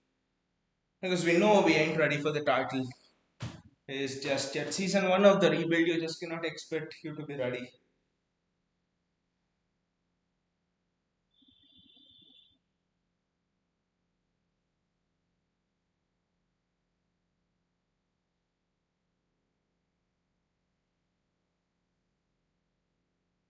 Dona, I don't know. He's decent with his feet. It's not like he's stupid or something. He's decent with his feet.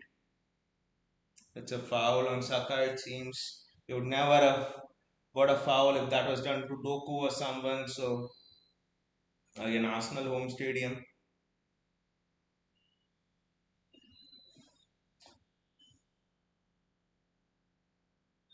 It's a free kick to Arsenal. City are doing fouls. A lot of these things.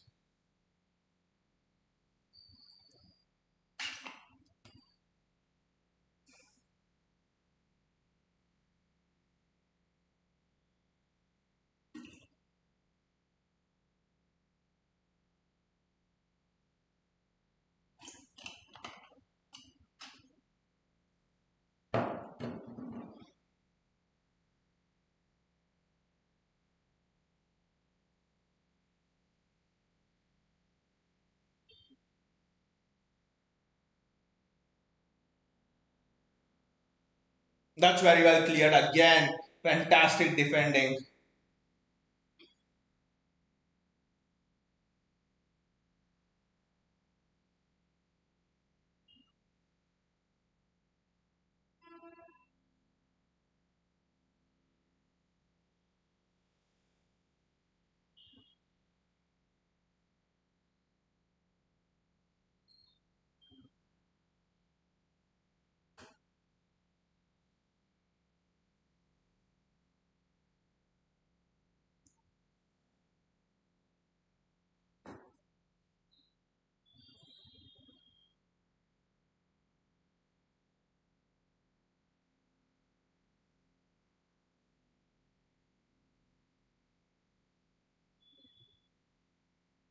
That is again excellent defending from City.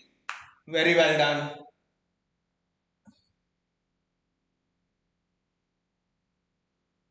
Bernardo leading the press. Interesting. Haaland staying a bit behind. Haaland's not actually staying in the press, and Bernardo Silva's got the ball.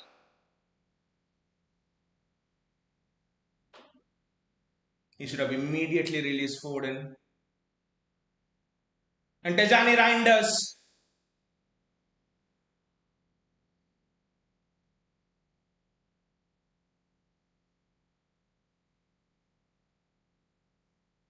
O'Reilly.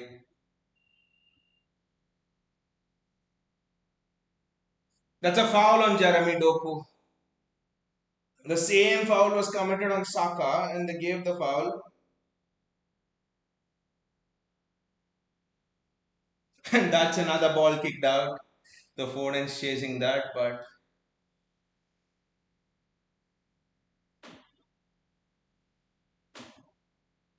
Guardiola needs to hold Gyökeres off. Guardiola needs to hold Gyökeres off.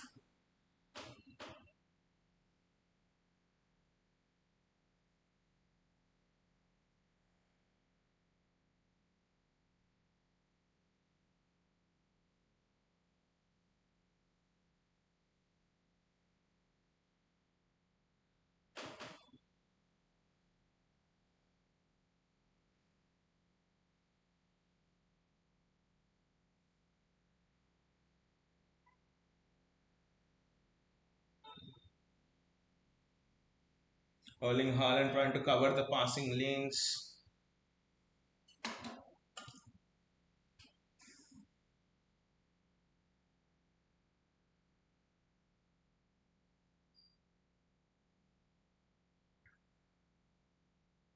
That's a throw in for City. Very well done. That's a throw in for City. Superb. Superb from City over there. Nathan Ake is coming on now. Wow, how many defenders? When has Jose Mourinho started?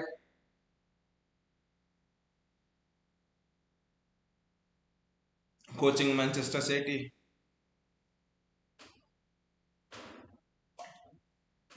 Pep Guardiola receives a yellow card. For a moment, I thought Bernardo Silva would receive it, but no.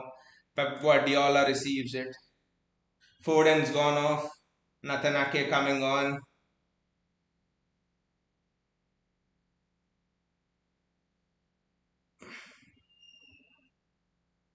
There are a lot of questions about this system. Still, the game is very, very young, so we cannot say anything. Interesting is taken Foden off and Bernardo's on a yellow. Very, very interesting. Maybe Bernardo has something crucial for the system, the press, the energy.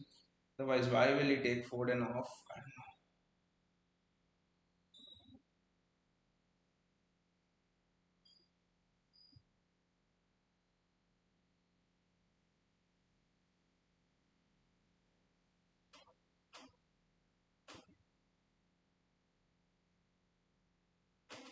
Nunez is the weak link. Nunez is the weak link in that system. Just look at the system. Look at it.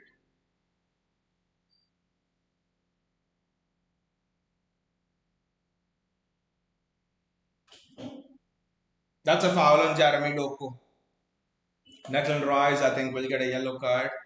But Doku again keeping the ball, holding the ball. He's done exceptionally well. Erling Haaland dropping back. I mean, Haaland's just playing like a Pep Guardiola striker now in terms of doing all of those link up plays and everything. That's a clear foul by Timber on Doku. No, why the referee did not give it.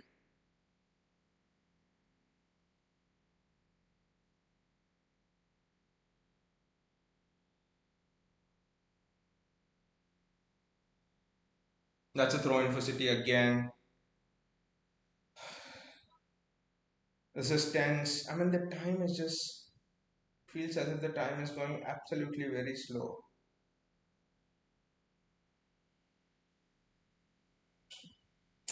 That was a poor ball. You should have just kicked it out again. It's a throw in for City. Very well done.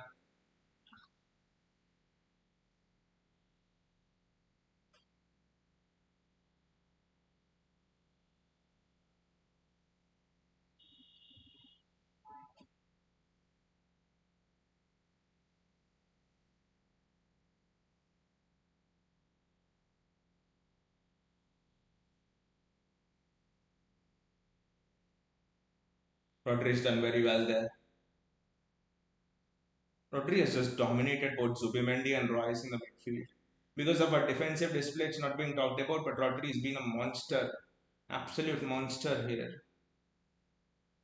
I don't know what sort of a stupid pass was that. Why are you playing short passes now? You fools. And the entire game you've been lumping it forward, and now you want to play short passes and play into Arsenal. Donnarumma played one short pass earlier in the first half, and I'm like, wow, that was the most BP inducing moment of the whole game till now. Still a lot of game to play, 20 minutes plus a lot of added time.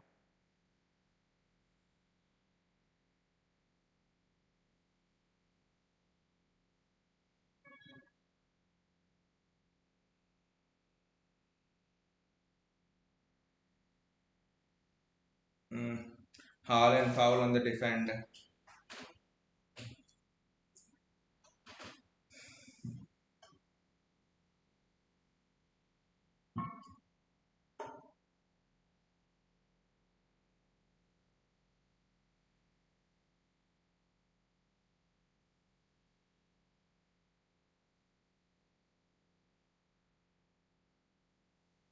Is there with the ball. Nunez is absolutely looking the weak link here.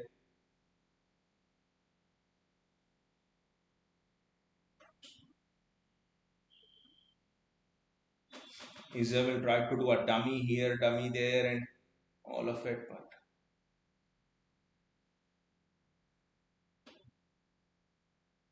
that's a foul on Bernardo Silva. Lay down for a while, Bernardo. Lay down for a while. He's interesting. He's taken off Foden and bought on Ake now, which literally means he's playing with, which literally means maybe Matthews Nunez is now. That doesn't make sense. Nunez cannot play in the midfield because he's the right back then.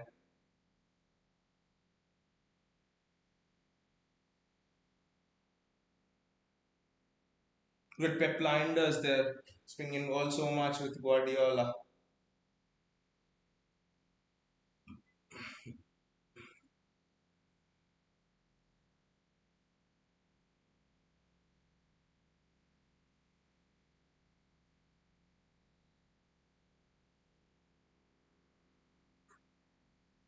Jeremy Doku gets the ball. Haaland. Haaland has a pass available. Doku is just not getting those fouls. I think you probably need Savinho now.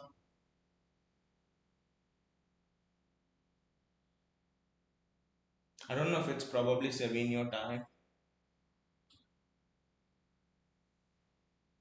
Nathan Ake does exceptionally well.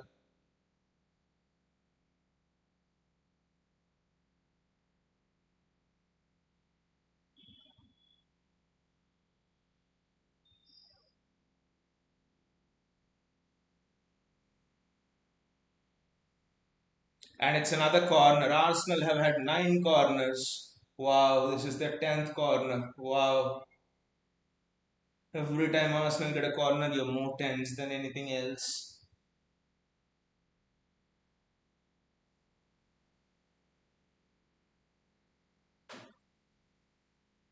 What a punch there from Gigi Donnarumma. Wow.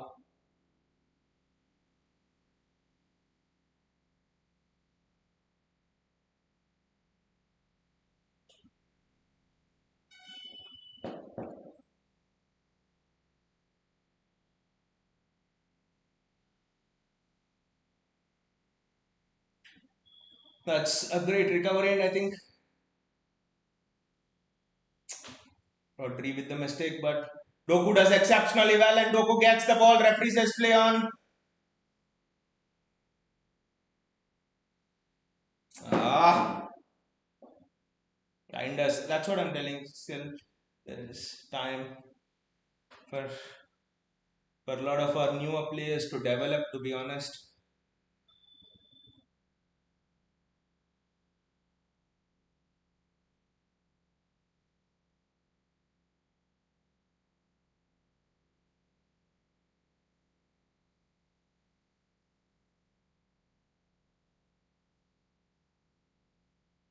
Doku,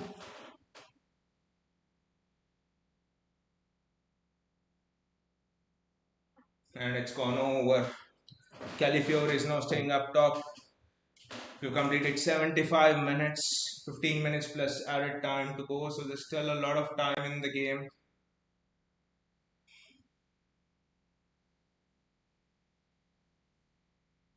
Nico Gonzalez is coming on. This is absolutely interesting. Number 9 is out. So early, he's taking Erling Haaland off. Wow. Wow. Absolutely wow. He's taking Erling Haaland off for Nico Gonzalez. Wow. What is Pep Guardiola trying to do here? I don't know. Look at Erling Haaland around Pep.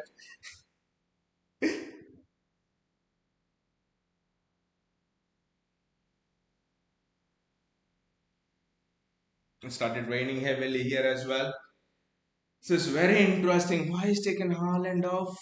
It's okay with 10 minutes to go, 5 minutes to go, but with 15 minutes to go, he's taken Haaland off. I think now Donnarumma is booked, I think, for a yellow card.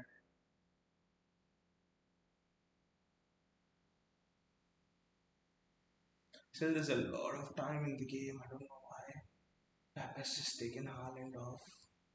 Just don't know. That's what I'm telling you. We do not know the ins and outs of the system. So we at least need to watch half a season, especially this match. Like Bayaji asked, is playing this way sustainable for the entire 90? I do not know. No one's has the answer because it's the very first time against United also we didn't play like this. So it's the first time you're playing, and United are not at the level of Arsenal right now. So it's the first time you're seeing Pep deploy this system, replacing midfielders with defenders, striker with CDMs. He's gone bloody low block. That's it. He's gone low block. He's set up a low block here. That's it. He set up an absolute low block here. That's it. He checked sharp in Joseman.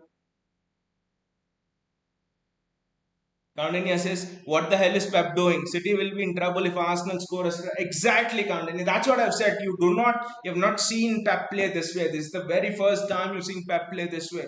So before we judge this system, I think we just have to see at least one full game and also listen to Pep at the post-match conference, understanding his thoughts.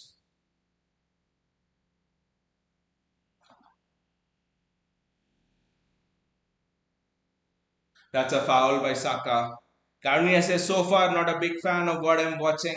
Let the 90 minutes be over, Carnia, because anything can happen. And you have to understand it's the first time the players are playing a new system.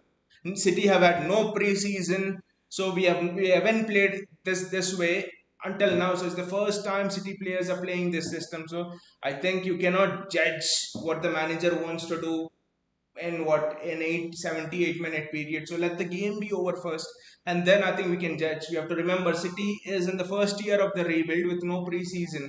New players have come in and all of that. Savio hasn't settled. Doku, it's his second full season, I think. He's just coming into his groove. Guardiola first season at centre back. Kushanov literally first season. So we'll have to see what will happen. I mean, what will be the consequences? For example, if Arsenal score a goal, how will Pep respond in this system? Will he bring on Savio? Hopefully, it doesn't, because in my fantasy Premier League, if it doesn't bring Savio, Reinders will get up with Haaland. They'll get a lot of points. But anyways, so we'll have to understand what can happen if things go wrong in this system and things go right in this system. So that is again an excellent header by Matthews Nunes, and it's another corner.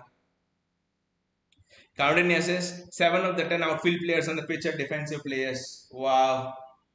That's what I've said, Counting. I've been saying to all of my friends that City have changed the style, City have changed the style, and everyone's telling City didn't find a goalkeeping, ball playing goalkeeper. How can Pep change the style? And all of that. And one thing we know is Pep always evolves before the game goes in that direction. So I think are we seeing where the game is going? But I don't know. I don't know the answers, Gamdani, honestly to you. What happens if Arsenal score a scrappy goal? How will City respond? Because everyone is defensive players. Is Pep happy with the draw in the worst case scenario? Look at that. Almost a scrappy goal for Arsenal. What the fuck? Ah, this is just some scrappy level Sam Allardyce football, literally. Almost a scrappy goal in there. You just do not know what the answers could be.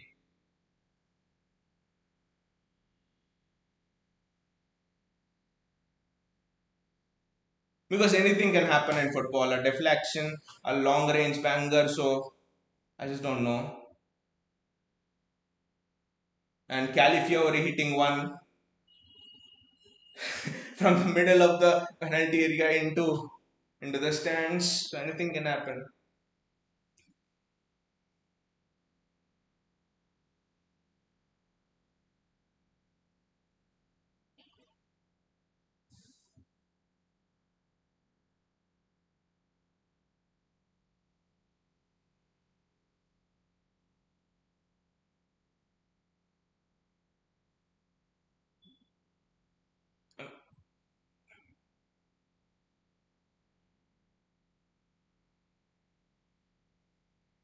That's a great ball. And Doku, where are you? Doku, make that one. Wonderful there, Jeremy Doku. Can you finish it off? Ah, but Bernardo Silva rescues it. Ah,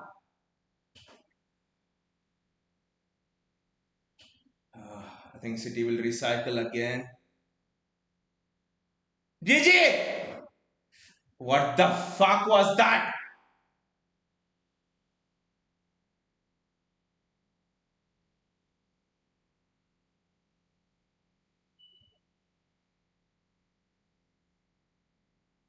What the fuck was Donnarumma doing over there?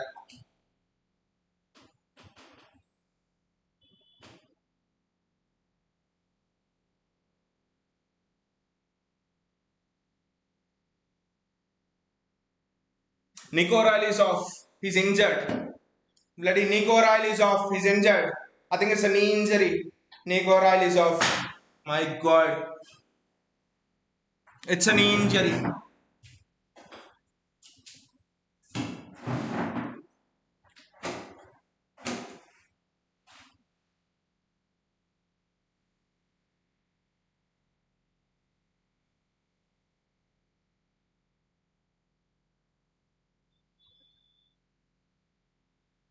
I think Nico Riley's off. It's a knee injury.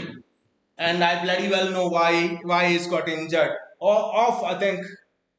Sorry, he's got an ankle injury, I think. It looks bad. It looks very bad. He's off. Nico Riley off. Bad ankle injury.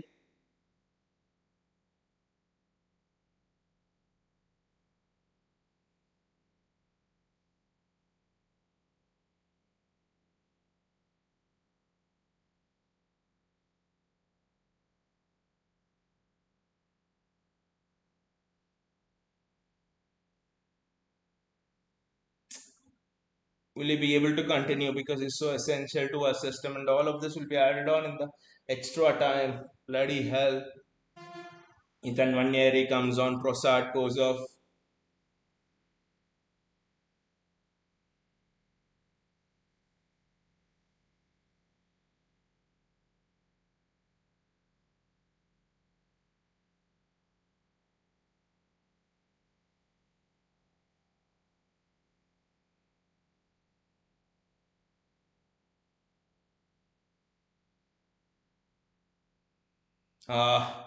Thankfully he's okay. Nico O'Reilly, but he was shaken up by that injury. Ah, and it's a free kick to Arsenal as well. David Raya.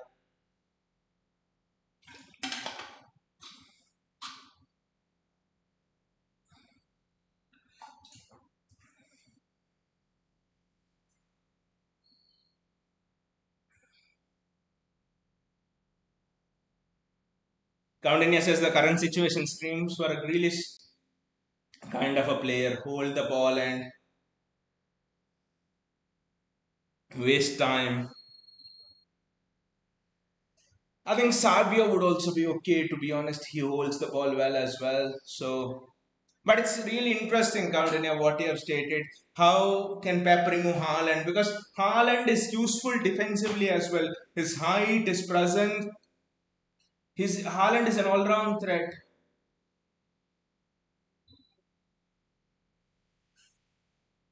Josko Guardiola does extremely well there to take charge of the situation. And he's played it to Jeremy Doku. That's a foul on Jeremy Doku there. And it's a free kick for City. Doku's doing the job well, to be honest.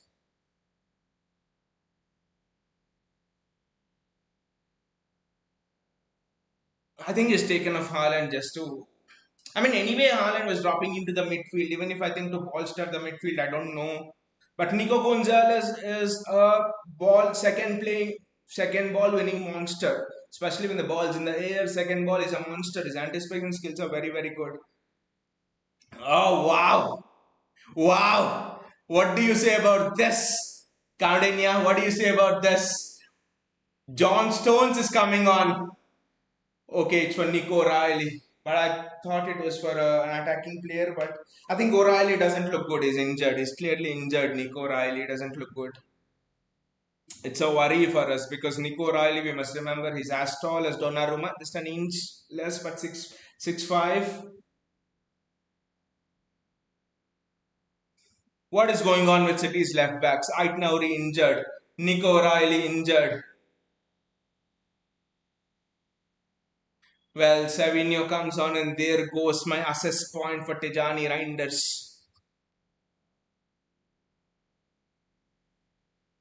Unless Savinho can score a goal.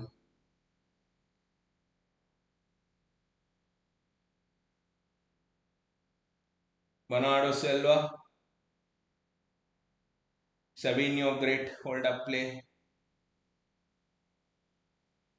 And that is fantastic from Savinho. It's a City throw. As the minutes tick down here at the Emirates, still a long way to go. I reckon it's going to give 9 minutes of added time. Continue, can you please guess the added time? How will it be? My guess is 9 minutes. It's offside.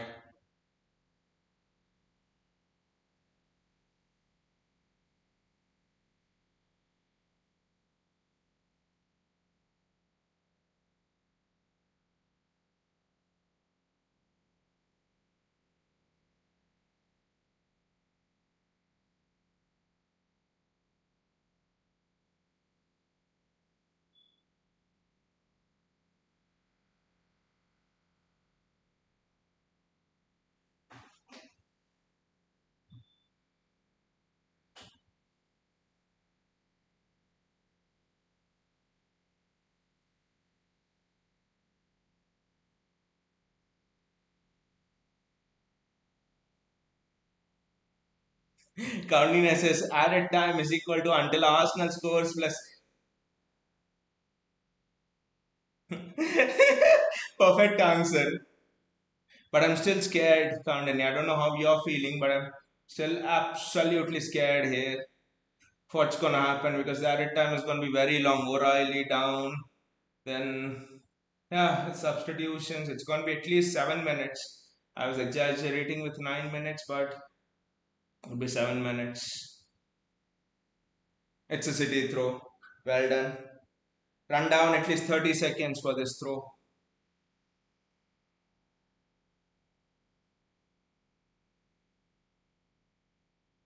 Wow, Pep Guardiola is kissing the assistant referee. Wow.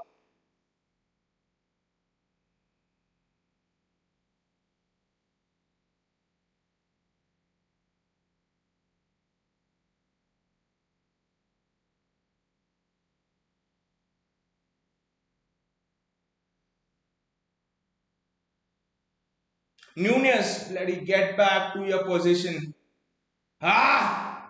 Why did you have to touch it out? It's offside. It's offside. Brilliant. It's offside. Now will come the added time board. Kandanya, now will come the added time. Well, we have started a watch along after roughly 4 weeks of missing 4 game weeks. More, I think 1.5 month. And this is the kind of game we get. I mean, tense game. Very tense game. Nothing about the quality of the game, but the tense. +7.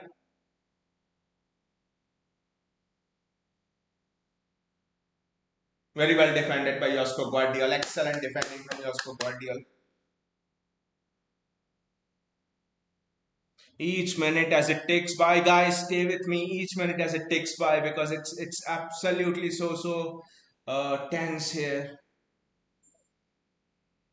Every City match is generally tense, but this excellent defending again from Matthews Nunes. But it's a corner. Look at Arsenal fans clap soon as it's a corner.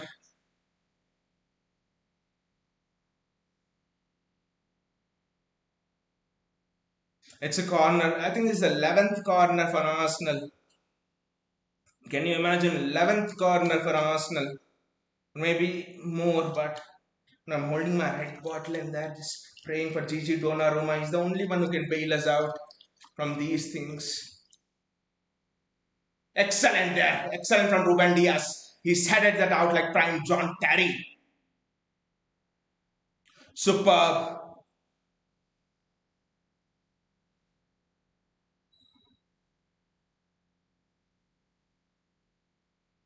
Josko Guardiola. Very well done. Tijani Reinders. Can City hit Arsenal on the break? Rodri does well. Nico Gonzalez. Tijani Reinders. Having Savio on the outside. I think he should go with Savio on the outside.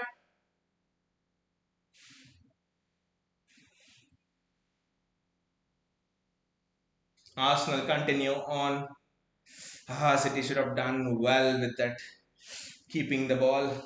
I know 2 minutes are up, but 5 more minutes are remaining. And Arsenal scored! What the fuck? Gabriel Martinelli scores. Arsenal score.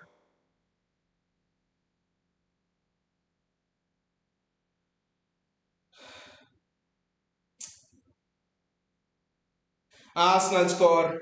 Enjoy the show now. But continue. Arsenal need to win. That's the thing. Or else the title ropes are gone. They'll be 5 points behind Liverpool if they don't win. So, ah. And Donnarumma came out. A bad decision probably.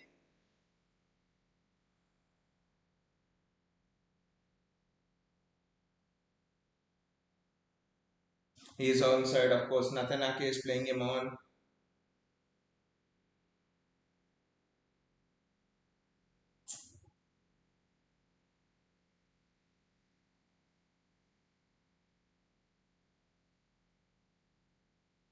I think Donnarumma should just have stayed behind because Guardiola was already on him.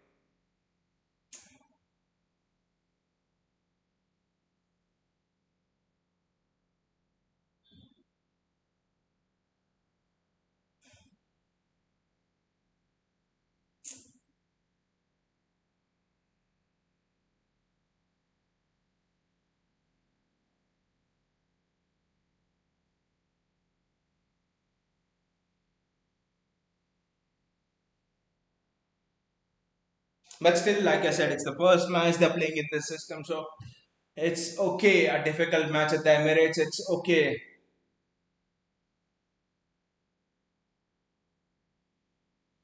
Just don't collapse now. Show the mentality. That's the important thing. Show the mentality now.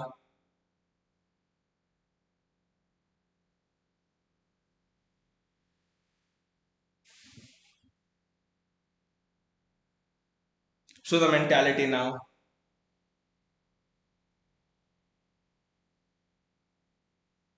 Rodri's done exceptionally well over there.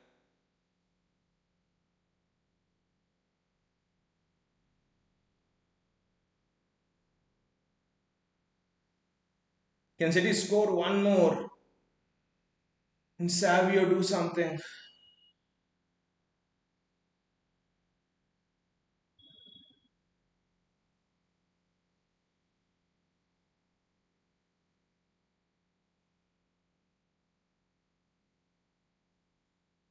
That's a foul on City, and that's a free kick for City. A point at the Emirates at this time is not bad, honestly. But I'm just reflecting on How that goal went. Bad decision making from Donnarumma. Okay, the midfield runner should have followed him, but bad decision making from Donnarumma here. He's been exceptional throughout. But look at Mikel Arteta jumping like he's won the bloody trophy. But bad decision making from Donnarumma. I'm very sorry. If he just stayed back, he saves that. Because Guardiola is already on Martinelli.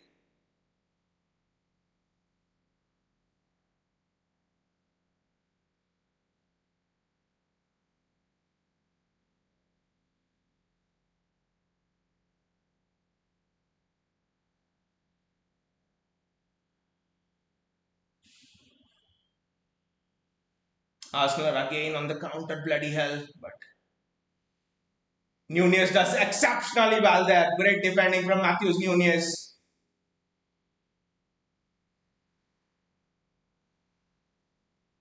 One more minute, guys. Hold on. One more minute, guys. Hold on for one more minute. For 92 minutes, you have maintained a clean sheet. One more minute. I know it's not a clean sheet, but we cannot lose this game. Come on, after all this hard work, just cannot lose this game. I don't know what Matthews Nunez was thinking over there. That's a foul in City's favor. Saka, get lost.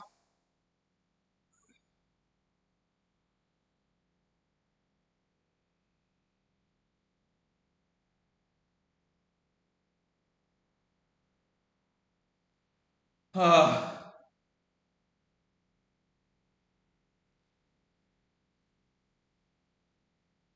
that's another free kick for City.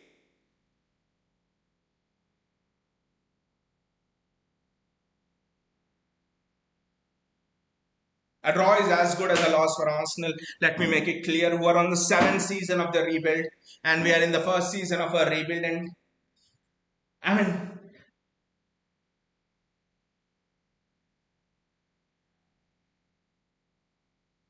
someone should have picked up Martinelli there. I don't know why they didn't pick up, but we'll have the inquest. Let the match finish.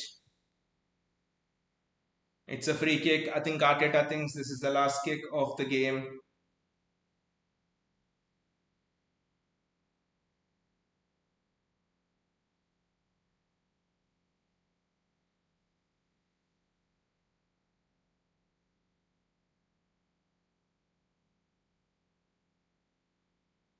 Give it to Zubimendi. Sorry, give it to Donnarumma.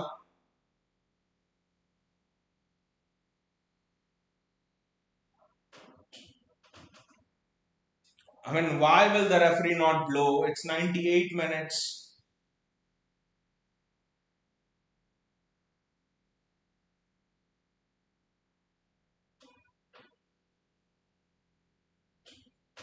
That's a foul on Savinho. That's a free kick for City.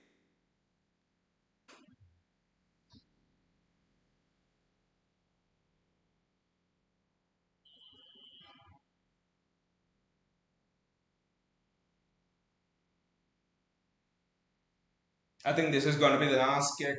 Lot to talk, guys. Lot to talk.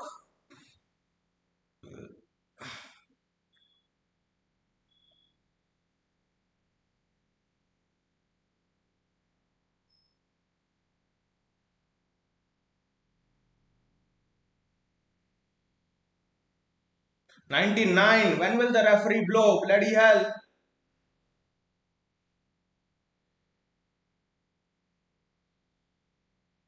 And that's it. The ref has blown. Now we'll speak. Yes, it's 1-1. I know we are all disappointed by the way that goal went in, but I just think that that was more of a defensive mistake than any fault with the system. I think if Donnarumma stays without coming, I think Martinelli doesn't score that because Guardiola was on him. I know the midfield runner didn't. I mean, no one picked up the midfield runner, but I think I don't know what do you guys think about the system. But for me, this is something refreshing, something exciting, refreshing in the sense you might think possession based football. It is beautiful, it is attractive, and all of that. Gautam says it was a fair result, by the way. We should have won 1-0, Gautam. If you ask me, we should have won 1-0 because Arsenal did not have. But Arsenal But Gautam, I know I would want to know your views on this. I personally think the fair result was City winning it 2-0 or at least 1-0 because Haaland had that chance where Foden was in the middle, a pass to Foden and Foden had an open goal. But anyways, I think Arsenal did not have any ideas to open us up. That's where it ends, you know. That's where I think the fair result debate ends. Because if Arsenal had ideas to open us up, if Donnarumma was making save after save after save, you could very well argue that yes, Arsenal deserved to win. But apart from the corners, did Guy Corres go one on one with Donnarumma even once, or did Guy Corres or any of the Arsenal attackers, including Iza, Saka, and anyone, have shots on target? And Donnarumma made exceptional saves. I think the only shot, apart from the goal, obviously, the only shots on target Arsenal had were from outside the box. Zubimendi tried one from outside the box. I think it was Rice or Calafiori who tried from outside the box. Those were the only shots from outside the box. City limited Arsenal to those, except from set pieces, of course, and we defended set 12 corners. You show the stat 12 corners Arsenal to anyone who watches football regularly but didn't watch this match, who watches Premier League regularly, and tell them to predict the score line. They'll say Gabriel on the score sheet. Arsenal winning at least by two. Arsenal score at least two goals. Donnarumma was exceptional in the corners. I mean, winning 1-0 at the Emirates at this stage of the rebuild, we must remember we didn't have a pre-season. This is probably the second match after the United thing. Till the international break, we weren't prepared to play this system. If you notice against Brighton, Spurs, and all, we were just absolutely exceptional today. United, we were good. You could argue about the quality of the opponent, but here Arsenal, nearest challengers to Liverpool. Last season, Premier League, they defeated Real Madrid and went to PSG, and Donnarumma had to be a master there. That team, that attacking team, look at Erling Haaland being honoured by the fans. Absolutely superb gesture. Look at it, Erling Haaland among the City fans, removing his shirt. A young girl gets his shirt. This is vintage. This is a vintage gesture from Erling Haaland. This feels, I mean, by the way, I don't know what you guys say, but this feels like a win for me. This bloody feels like a win for me. Yes, we drew 1-1, but first game, second game of the new system, stage one of the rebuild, only the second game in the rebuild, you bloody go to Emirates and almost shut Arsenal down. You should have yourself have scored at least two goals. That's the thing. Bayaji says our defense is certainly improved, but we are a bit short on overall quality. I just think Kushanov is good on the right back. I think Bayaji, but you know where we are a little bit short. I think I don't know. I think sometimes Ruben Diaz. I think maybe Jumaba Ruben Diaz could. I mean, all the three games today ended in draws, which is very interesting. 0-0, 1-1, 1-1. But anyways, I think Ruben Diaz for me feels a bit slow, but again, you know, his positioning is good in this sort of a system. I think I don't know. The mistake was on Donnarumma. I'm sorry for that last goal, but anyway, we have played exceptionally well. That's what I would say. People might complain the system's not attractive, football shabby, and all of those things, but we have. I mean, we have just 3 points of Arsenal after 5 games. So Gautam says they tried more to win. We tried to contain it 1-0. It's always tricky. I think Gautam, it's the new system. It's the new system. I think it's the new system. But where the improvement is, Gautam, where the improvement is, I think our defense quality was okay. Kushanov, O'Reilly, Nunez, question marks. Kushanov, he did well though, but Kushanov, O'Reilly, Diaz, Guardiola with Rodri sitting in front of them, and Donnarumma back. I think it has the potential to be in the top five defenses in Europe at this point of time. Ballon d'Or, CDM, almost the best goalkeeper in the world in Donnarumma at this moment. Guardiola, one of the best left-footed centre backs in world football. So 5 of the 6, at least top three of your defensive spine is world class. So I think where the problem is probably that little bit more of a quality, you know what the system relies on. I mean, always go back to that Liverpool Jurgen Klopp system, which Pep Linders designed and is trying to do it here as well. Nick the ball, quick one twos and go forward. I think we're nicking the ball. But those quick one twos, I think they need to be a bit more faster. I think Reinders wasted two, three more chances. Doku, instead of going, kept the ball once or twice. You see Mane and Salah, how did they play with Firmino? It was one touch football, it was meant. I think that is where you're still learning in this system, you know. That's why I think Savinho will be the key for this system. Even though yes, Doku's playing well, but because Savinho thrives at Girona, he thrived when there was that one-touch football. He's extremely good in those tight spaces. So I just think those quick one-twos in the midfield were absent to unlock Arsenal. Bayaji says, yes, Haaland should have passed that ball to Foden. You don't get many chances in this style, so got to make the most of each one. You get exactly Bayaji. At that moment, 2-0, game's over. At that moment, Haaland passes to Foden 2-0 and the game's over. And it was not even a difficult pass, it was such an easy pass. And also the shooting angle that Haaland has at that moment was only the near post one. So it wasn't such a good shooting angle as well. I think the pass, see, those are the kind of decisions I think you'll know more as you play this system more. Because this is just the first match or second match in this system. So I think those are the moments where you'll know. But guys, do you think this team is more suited to do well in the Champions League with this sort of a setup? This is prime Real Madrid style, Liverpool style under Klopp. Gautam says this season again, Liverpool will run away with the league. But Gautam, it's not in our hands anymore, you know. As much as it was in our hands, we did it. Now we are in a rebuild, and poor Arsenal is in the rebuild of seventh. They are in the seventh season, and still they cannot win. You know, Arsenal could not afford to draw this game against this City side. Spurs defeated us, Brighton defeated us. Arsenal at their home ground cannot afford to draw. Could not have afforded to draw this game. In fact, it's 2 points gain for City. It's a point gain for City and it's 2 points lost for Arsenal here. Because I'll tell you our targets for this season.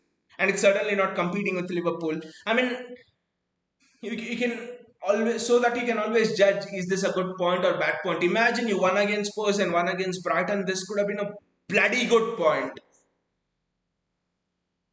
Gautam says, I will exactly, Gautam. I would still take a point at the Emirates. I mean, it just looks so inspiring, you know, looking at the display, defensive display. It's been a while that last time I saw this display was Diego Simeone at Anfield. I think it was a COVID season or something.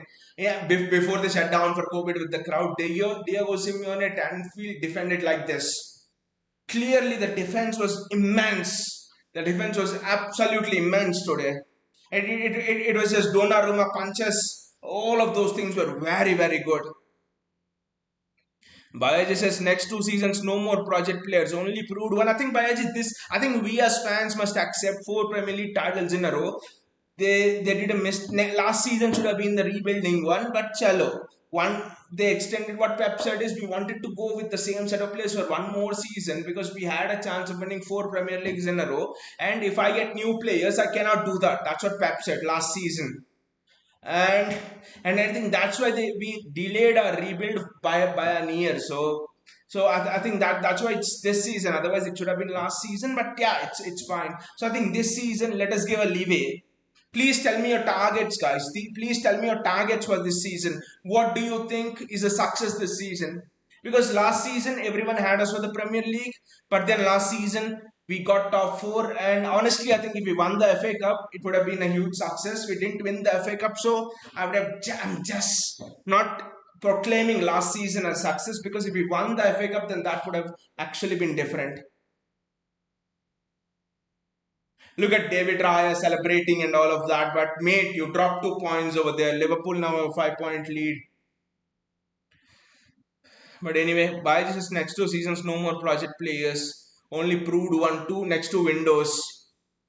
And actually, Bayaji, it's very interesting because what they did in January has gone under the radar because in January what they did was Zumaba, Cristiano, Victor Reis, Tijan, Omar Marmoush.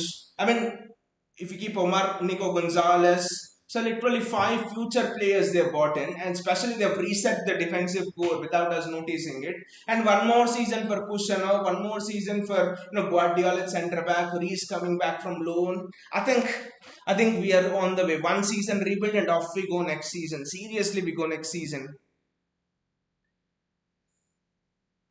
Why says yes, it was a day of draws. Coutinho says this was the lowest possession in Pep's managerial career in a league match. But Coutinho last match, didn't you notice? Manchester United City versus United. When did Pep Guardiola last have lower possession than his opponent on at his home? United had 54% possession, City just had 46% possession. Against that United side, where Fulham, where everyone, where even Chelsea yesterday, 10v10 they dominated possession. Our Donnarumma doesn't come, I think the goal doesn't go, to be honest. But anyway, I think when United with that system dominated possession, I think you expect Arsenal to have possession. I think this season we'll expect more teams to have more possession than Pep Guardiola, because the game is evolving, guys. The game is moving. People not ready to accept it. The game is moving. The game has gone on. It's a cycle. I try to tell people it's a cycle. 2000s to 2010. What was the cycle? What was the football? The football was possession based. Your Jose Mourinho style football.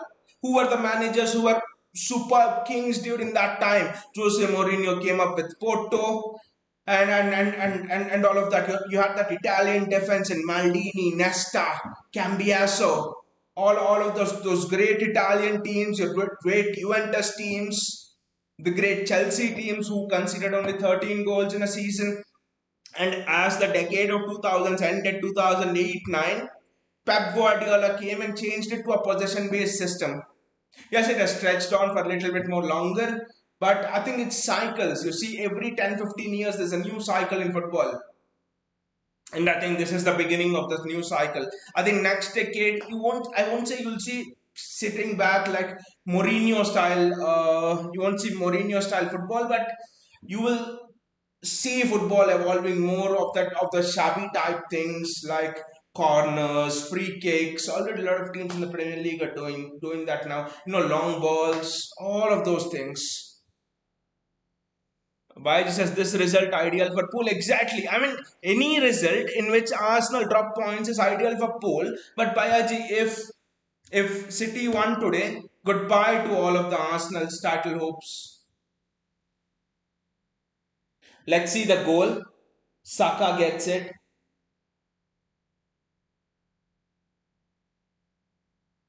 Isa gets it. I think Josko Guardiola should be a bit more.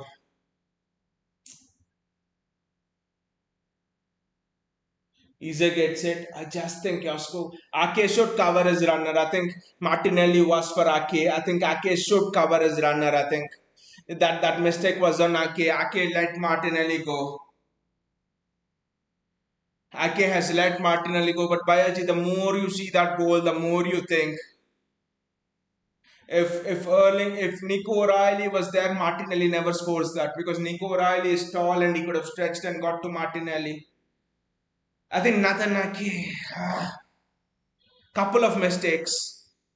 Why this says Josko should have, yeah, exactly, 92nd minute Josko should have just fouled him. But again, Nathan Ake, I mean, O'Reilly would have been there. I just think.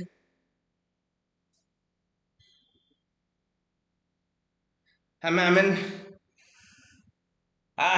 Nick O'Reilly would have been there. I think O'Reilly would have never allowed that. Look at Martinelli running off Nathan Ake.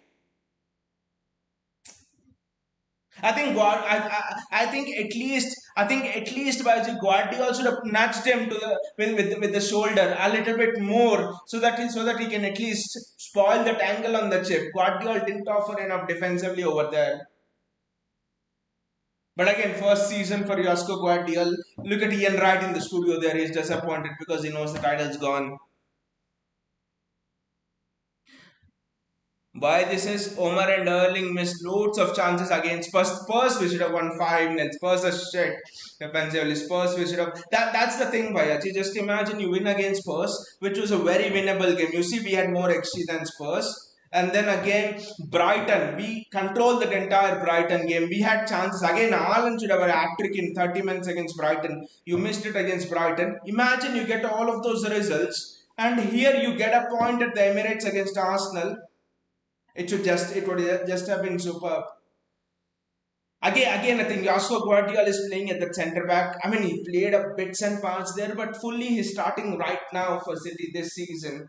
So I just think we need to let I think we need to just give a bit of leeway this season because it's because it's just we're just rebuilding again. But honestly, this we'll take this result. This feels more like a loss for Arsenal than for us. Honestly, I'm not disappointed and stuff. Sitting in here, a draw at the Emirates. You take a draw at the Emirates, and that too with this Arsenal side who have been claiming to push Liverpool for the title. You just take a draw at the Emirates. But I mean, maybe we should. I don't know, but you take a draw at the Emirates. That's the thing. But what is the target for City this season, according to you guys? What do you think is City's target this season? Why this is not a bad draw, given three back-to-back big games with loads of injuries, but it was in the exactly by it was not. I mean, a point is a point gain for us. I mean, they say that is the point gained at Emirates good, is the point gained at Anfield good. You never know till the end, but at least today, I'm sure that this is a good point gained at the Emirates. It's a bad point gain for Arsenal because they're already five up. Now, Arsenal cannot slip up even once before Liverpool slip up because then it will go into an 8 goal lead and that will be untouchable territory for Liverpool. And I sometimes think for Arsenal, a loss was better than a draw because you draw two games and you lose 4 points. You draw one game and you lose the next one. You only lose 3 points. Sorry, you lose one game and you win the next one. You lose only 3 points. So for me, I think Arsenal lost the title when suppose like free kick itself went in. But the worry, I mean not the worry, but the slight disappointment by Aji is that if Arsenal scored in the 67th minute, for example, if Arsenal scored in the 67th minute and then we defended well and it was 1-1 at the end, that was okay, that was still fine. Hands down, I'll take the point. But 92nd minute, when you had everything in the back, that is the only thing which disappointed me a bit. That's the thing.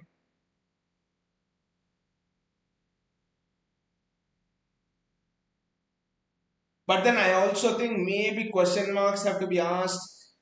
I mean, no question marks to be asked. My only thing is maybe if Donnarumma was a little bit back, could he have done something with that chip with his long hands? That's the only thing. Could Josko have fouled him?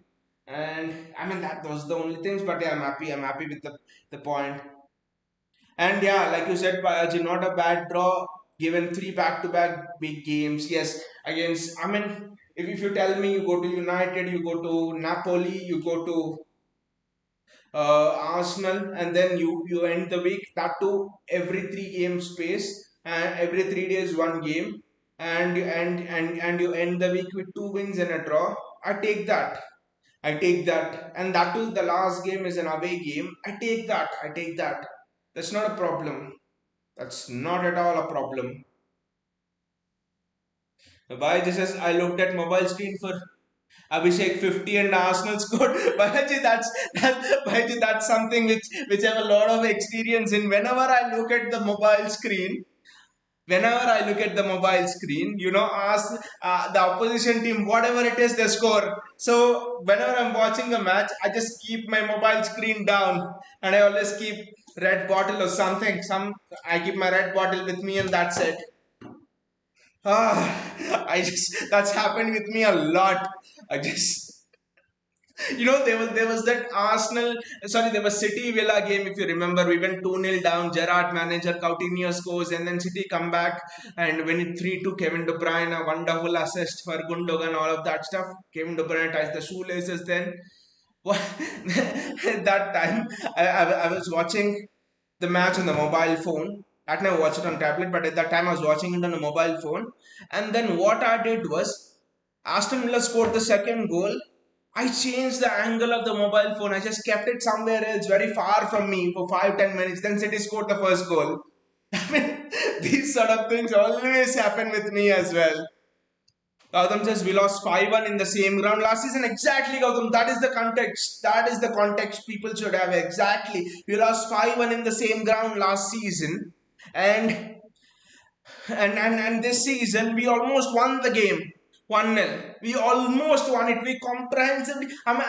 If you look at this game through the lens of possession-based football, how many chances, XG, though both the teams had less than one XG. But if you look at this game through the lens of possession-based football, possession percentage, passes completed, ground passes completed, and passes completed, the goalkeeper, and all of those things, you'd feel City played shabby football. But when you look at this game from the perspective of a manager who set his team up defensively, City covered the spaces well. City blocked all the passing lanes. The way City were blocking the passing lanes of Arsenal players was just exceptional.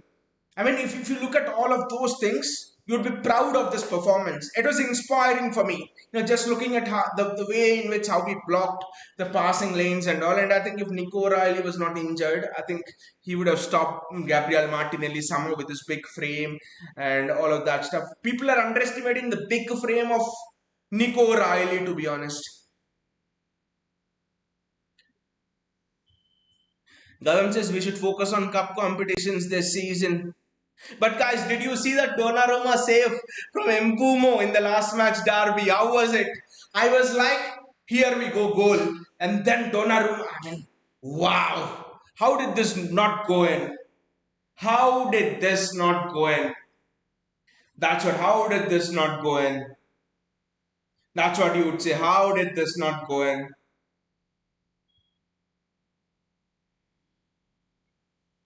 Gautam says we should focus on the cup competitions this season. Gautam, if you look at the back four this season, Kushner, centre back. Diaz, of course, centre back. Guardiola, of course, centre back. Nico O'Reilly plays like a centre back. He plays like a centre back. His tackling, his defending, and all. And John Stones is also back in the mix. Now, the last time you put four centre backs in your back four, what happened? You bloody won the treble. It was Akanji at his prime, Ruben Diaz, John Stones was the best defender that year, Ruben Diaz was exceptional, Nathan Ake was exceptional that year, Ake was at his peak, you won the treble with four centre backs. And now again, you have no choice but to put Kushner right back, Guardiola centre back. Maybe he'll put Guardiola left back some games, but whenever we played with proper defenders in the back four, we have always won cup competitions. And when did Pep not win the cup competitions, win the Champions League? When he played Zinchenko, when he played Fabian Delph, when he played Joao Cancelo, who could not defend. Today when Martinelli raced through to goal and score, and okay, Guardiola was defending him, but Ake, could he have done something? I don't know. But it just felt Joao Cancelo was defending. But yeah, Gautam, what is a success according to you guys this season? What is a success according to you guys this season? You guys tell yours and I'll tell mine because I have something in mind so that we can judge the season fairly. Because if we don't define what success is this season, I think seeing 5th game week, we will have a fair enough measure of what the success is for City this season. So I think then we'll judge the season fairly. Otherwise, we'll think, oh, City didn't compete for the Premier League title. We are failures this season. No. So I think let us put a framework down on what success is this season, and then we'll judge City this season on that framework. Bayaji says, which areas do you think we need improvement to win next season at Arsenal? Bayaji, I think we should have won today. We do not need any more improvements. I think we do not need any improvements. We should have bloody won today. We should have bloody won today. I probably think, Bayaji, one area is, not in terms of personnel, though I'll welcome players like Jumaba, probably a good right back in Livramento, though Nunez was very good. I do not have any complaint about defending today because we were very, very good. We were clearly very, very good, except that last this thing. But I think in the midfield, Tejani Reinders, because Reinders is key to this system for me, because Reinders gets the ball from Rodri whenever there's a second ball, there's a break of play, he presses, he picks up the break of play, he runs with the ball, he feeds Haaland. So Reinders is the absolute key in this system. People think Foden is the key, but I think Reinders is the absolute key in this system. So I just think if Reinders, I saw him misplacing some of the passes today. He had the ball and he couldn't release the ball earlier. Doku makes a run, Haaland makes a run. He just couldn't release the ball earlier, and some of his passes were just haphazard here and there.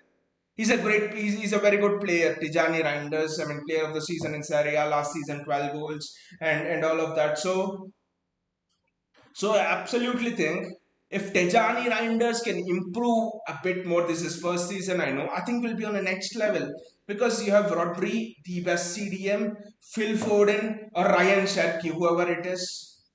You'll have they will be very, very good. Foden's already showed against Napoli what he is capable of doing. So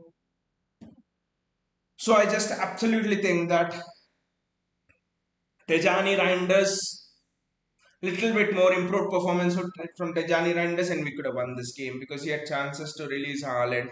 That was the only thing. Gautam says right back, Rodri backup, Wenger. Gautam, I think Rodri backup is Nico Gonzalez.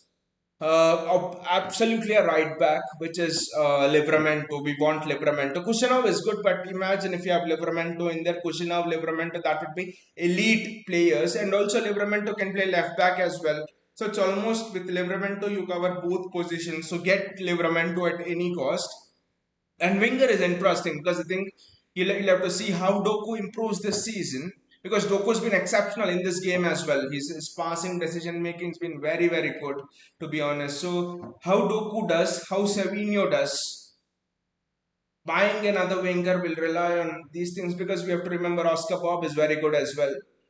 So just think, Uh, maybe I think Bernardo. You need to buy Bernardo replacement. Honestly, I think this is gonna be Bernardo's last season mostly. I think so. You need to buy Bernardo replacement. I think Bernardo replacement is much more key, because you've seen Bernardo is the one leading the press today. Bernardo was very, very good. Gautam says Arsenal bench today was stronger than ours. Again, Gautam, you could argue injuries, because you throw Omar Marmoush and Ryan Cherki on our bench. I think our quality is actually better than. I think our quality is actually better than Arsenal's bench. Marmoush a better player than Martinelli. I think Ryan Cherki is up there with Isa. I think you injuries. That's all injuries. I think that's the only thing. I think just imagine Marmoush and Cherki come on late, or at least one of Marmoush or Cherki comes on late. That just is something else. Gautam says 80 plus points PL, FA Cup or Carabao Cup and UCL till semi-finals at least. These are expectations for a superior season from last season. Exactly, Gautam. For me, I mean, if I have to if I have to tell my expectations on what makes this season a success, for me it's finish in the top three, which means obviously the third place, because I don't, or maybe try for the second, but finish in the top three, finish in the top three, and then go deep in the UCL, like you said. I think semi-finals might just be a little bit more ambitious, but why not dream when someone like a Donnarumma is there? And yes, I think semi-finals of the UCL, but I also think maybe quarter-finals of the UCL, because semi-finals might just be a step too much depending on the draw. Quarter-finals of the UCL, win one of the cups. So it's similar, Gautam. 80 plus points, but I just say top three means I think you need to get 85 points, maybe. I think, yeah, you need to get 85 points. Top three, just a little bit more this thing, and yeah, win one of the cups and UCL for me quarterfinals. That's the realistic expectation for this season. Next season there'll be no excuses, literally. Gautam says Omar will be available sooner. Aitnauri will be there after break and Sherki after November. But Gautam, how do you see Aitnauri fitting in this system? Because Aitnauri, I mean, because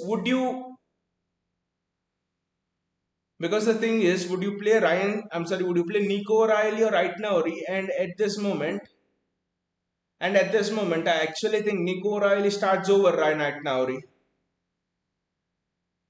Because I mean, Nico O'Reilly is pure left back material, like Bayaji mentioned.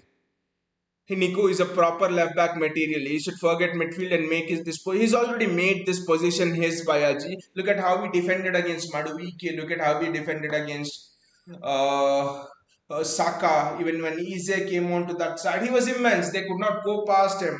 Very, very good. I mean, Nico Riley is one of the most solid left backs I've seen in the Premier League for a while.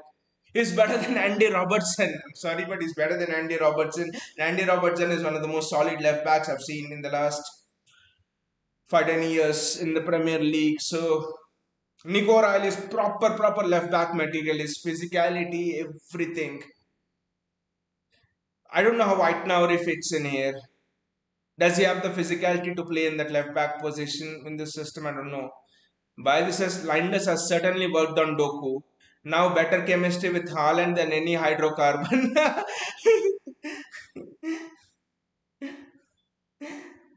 Doku certainly got better with his passing, but Lindus, yes, he's worked on, but I think Lindus has so much more that he can give. If you have seen the Wolves game, the pass that Lindus gives to Haaland was just exceptional. We haven't seen another pass like that after that.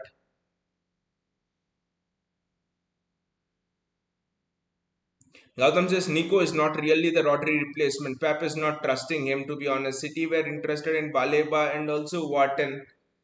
I think with Nico Gonzalez, I don't know Gautam because with Nico Gonzalez, I mean if you just look at his stats after the game, I mean his ball winning ability, I think they're grooming him to be the Rodri replacement. To be honest, I think you'll see Pep trusting him more this season because I think if you remember the first season when Rodri came, Fernandinho was in. Pep was not trusting Rodri as much. Also, Rodri was playing only in a few games, and Rodri was absolutely shite in that first season. And then look at what has become. So bad. Nico Gonzalez is not even half as bad for Rodri in his first season. And we have to remember this is Nico Gonzalez's first season. Yes, he came in January, February, but the squad was not that good, and his debut was superb against Newcastle as well. Nico Gonzalez. I don't know. I certainly feel Nico Gonzalez is. I don't know why, but I feel Nico Gonzalez is the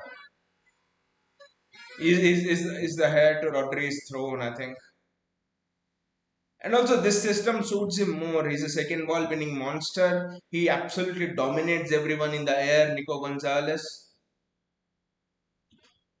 When Pep removed, I think it was Foden or someone, and he just bought, I think it was Haaland and bought on Nico Gonzalez. You just see that Arsenal could not breathe in that midfield. Reinders, Reinders, Rodri, and Nico Gonzalez. Arsenal were shouting for breath. There was nothing Arsenal could do. Literally, there was nothing Arsenal could do there. Absolutely nothing. Baju says, bring me Carabao again. It's a pearly taste of cup for players. Exactly. The cup competitions. I mean, we have to focus on the cup competitions and the way he's setting this up. We might just be more suited for cup competitions than anything else. Baiji says, I want Doku to work on his longer range passing from one wing to other. Like Alvarez once made was his pull to Mahrez and Mahrez passed to KDB for that second goal at the start of second half in treble season. Baiji, Savinho has that. Savinho has that, and yes, Doku needs to work on that. I mean, only two things. If looks like Doku is working on his finishing, but if Doku can, but if Doku can exactly work on his longer range passing, his decision making has certainly improved. If Doku can work on his longer range passing and maybe even work a bit on his finishing, I think there's no one stopping him from becoming the best left winger in best winger in world football. I think what Doku has a higher ceiling. Doku has a much higher ceiling than Vinicius Junior, and you stay those elite wingers in the game today. So Doku has a higher ceiling. Just against Napoli, if you guys saw Doku's goal, how he just twisted and went past, how he just scored that goal. That was just absolutely fantastic. And Erling Haaland's improved his all-round game as well, which is very very good, which is superb. Loved that. But yeah, man, Bayaji, you didn't tell us your expectations on what makes the season successful for City. But for me, again, I'll say that our top three finish, UCL quarter final, and win FA Cup preferably, but Carabao Cup will also be okay. Which is Gautam says 80 plus points, but I would say 85 plus points. If you get 85 plus points in your rebuilding season, that is just absolutely fantastic. And it would be hilarious if you finish above Arsenal in a season when you're rebuilding. Bayaji says Bernardo was a warrior today, covering every inch of London. Bayaji, you remember the last time Bernardo Silva played like this? Liverpool, 2019, January the 2nd, when we had to win that game or else we go 9 points off Liverpool and give the title up. Bernardo played in the same way. John Stones goal line clearance.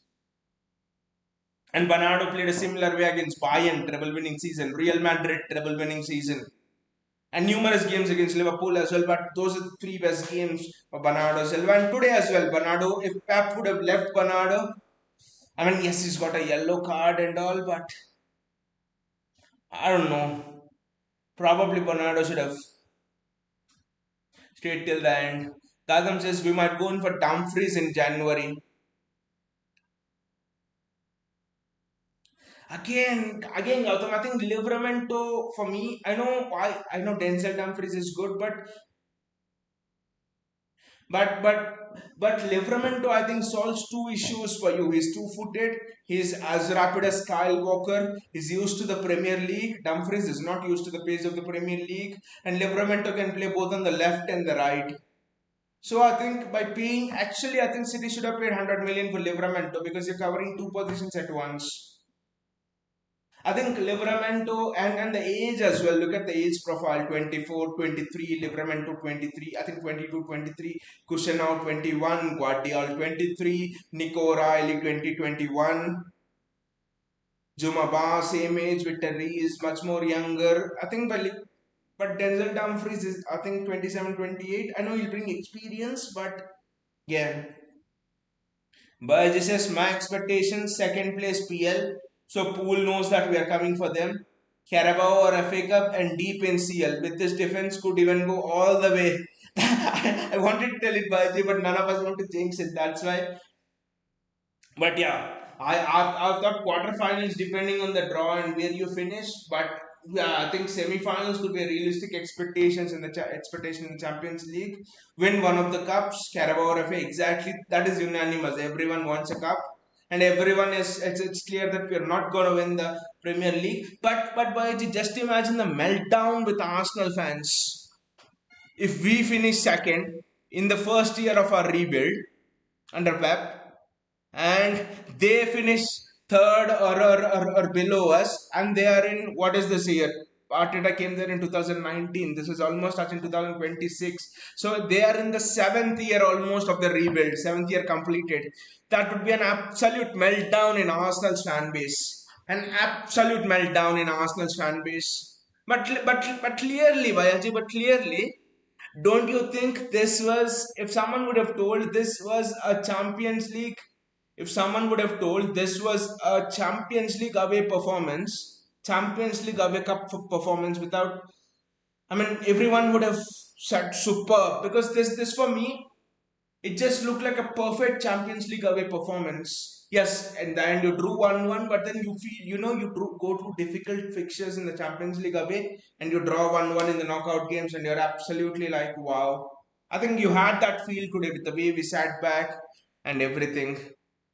Gautam says Levra is a beast. I think Gautam just we get Jumaba in the defense and we get Livramento next season.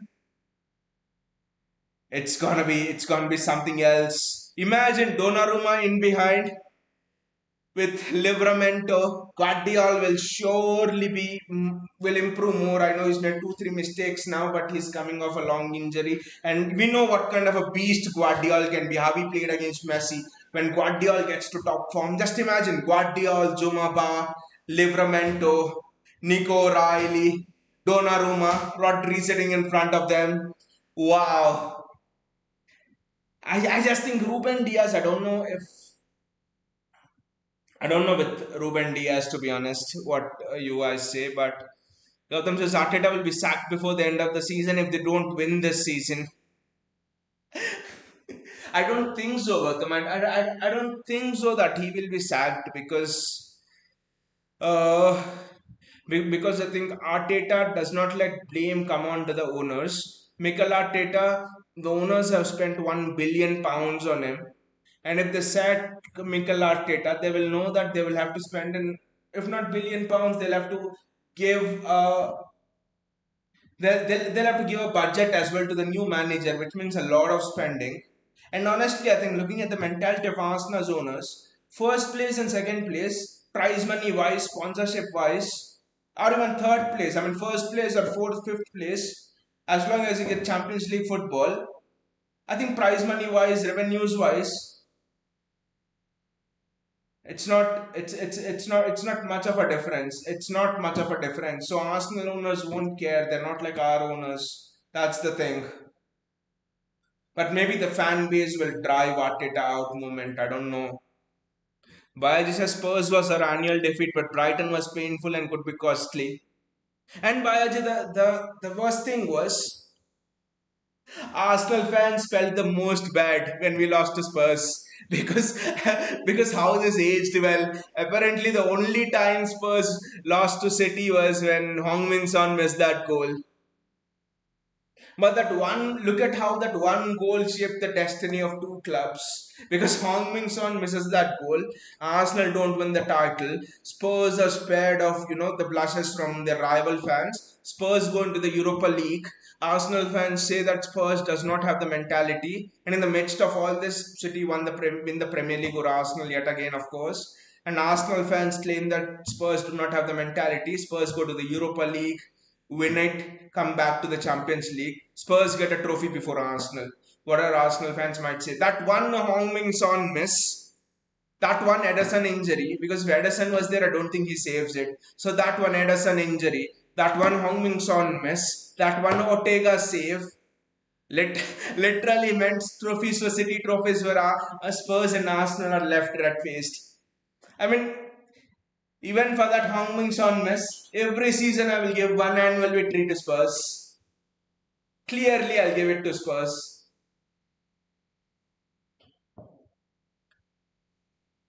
Gautam says, well, with Donnarumma in the net, well, with Don in the net, right name Don. Well, with Don in the net, we are having a keeper who can win us penalty shootout single handedly. And Gautam, Donnarumma has never been on the losing side in a penalty shootout. That's why I was slightly disappointed, Gautam, today because Guardiola was on Martinelli. So Donnarumma should have just stayed back and he should have forced Martinelli to take a shot. With Donnarumma coming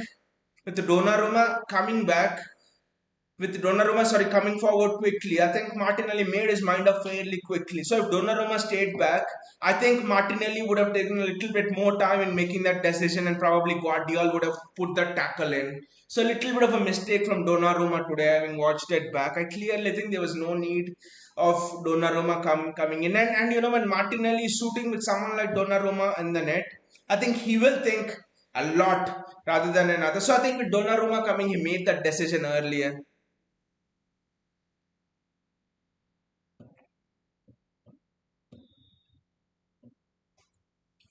Gautam says City haven't won it Brighton away since last 3 seasons. That's also true. Yeah, that's also true. I think there was some stat wherein I think there was some stat wherein City haven't won away to the top six clubs of last season. Something like that. Last season we haven't won to anyone away in the top six or something like that.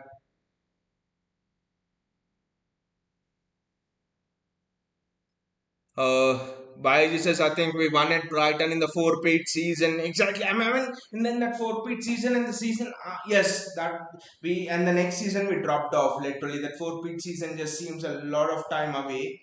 But but yeah, that was the last time we won. We won at Brighton. I think that was the last time we won at top teams away anyway. So AMK 242 says, I mean, he's just saying shit because he does not.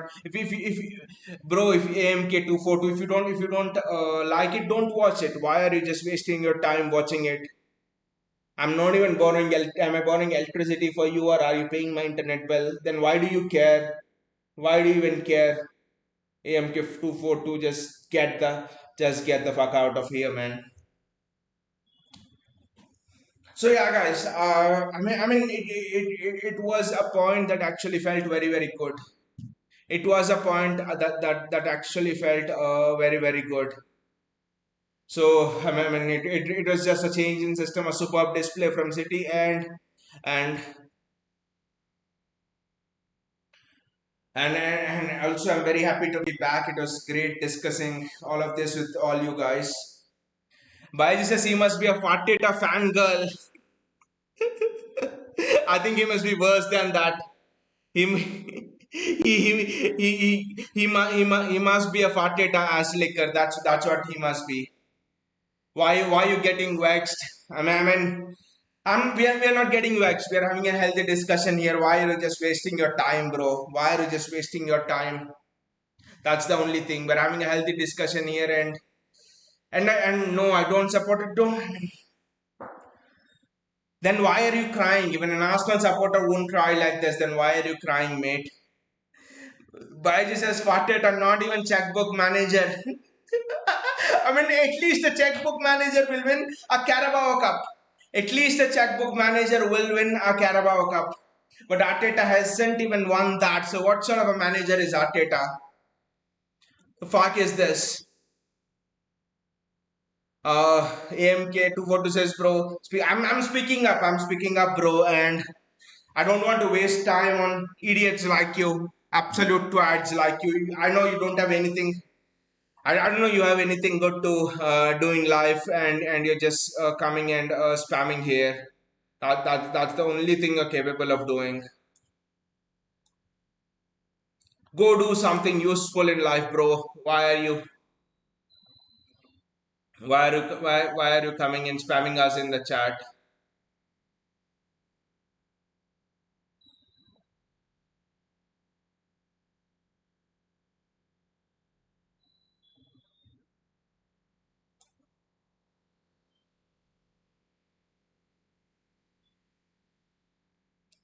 Why this says motherboard United glory hunter? Then I'll just block him actually. So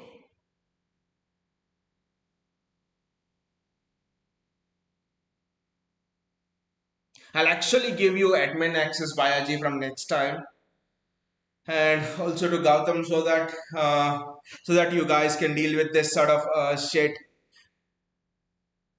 Bayaji says motherboard United glory hunter. Then bro, just just tell us. Then just tell us which club do you support anyway. Bayaji says I wanted Bar to stay and only reason alone. That's interesting. It's and I'll just come on to that bar thing. MK2 vote says there's a reason you're and there's a reason why Premier League settled the case. There's a reason why Premier League clubs are crying for City to settle the APT case. Do you know that? The Arsenal were cheating for the sponsorship rules under the APT case. Do you know that? They were using their owners' loans and showing that as sponsorship. Do you know that? Do you know how the elite of United, Arsenal, and Liverpool were trying to make sure no one enters the door? They were trying to block legitimate sponsorship deals. You do not know any of that. And you just read two headlines on Twitter and just come here and say you are under investigation. Well, the Premier League just settled a case on APT with us, and all the Premier League's clubs shit their pants, pissed in their pants. If City won't settle that case, then it's free fall for all of us. Those were the exact statements.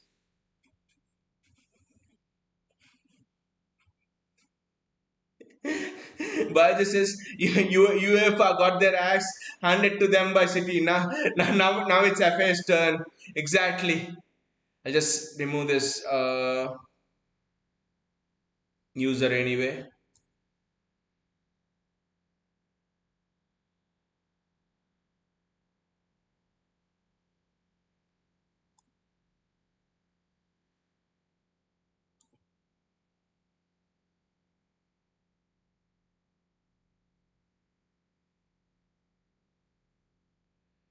But Bayaji, I think I. But Bayaji, I think just looking at Juma Ba, yeah, I think Juma Ba is physically ready.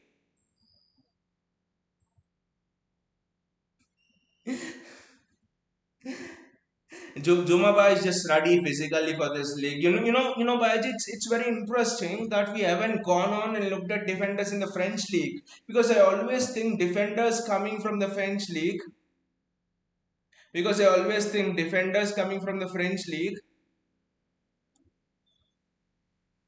they're just physically they're just so much ready for the Premier League. So I just think uh, we have not gone on and got many defenders from there, because Kushyanov just looks excellent and physically ready. I think Jumaba is a beast. He's going to be an absolute beast. And I think Victor, yeah, I think you're right. We needed to have kept Jumaba on.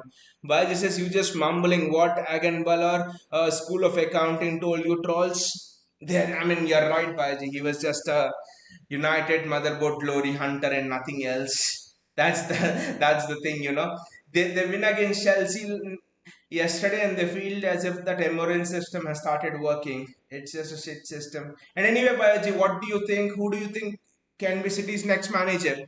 Who do you think is City's next manager? Because I think Pep will leave in 1 or 2 years, maybe. Who do you think is Pep's next manager?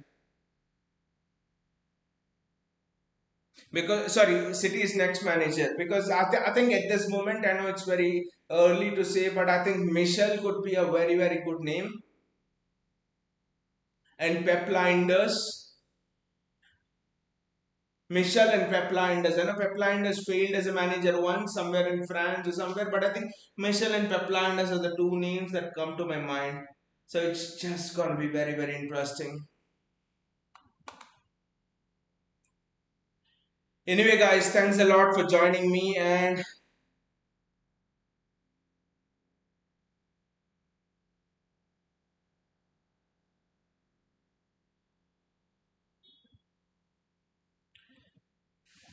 thank you, Countania, for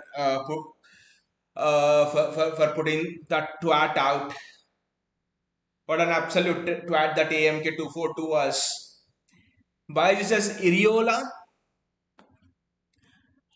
Andoni Iriola is I think that's a very interesting choice by AJ, because Andoni Iriola, he has this hybrid of this pressing system, plus Bournemouth also are defensively strong. They set back and they also have a hybrid pressing system. That's actually right. No, Iriola comes very very close to how we are trying to play. To be honest, I think Pep Linders is the one who's designing it, but I just don't know, can he take over as the number one?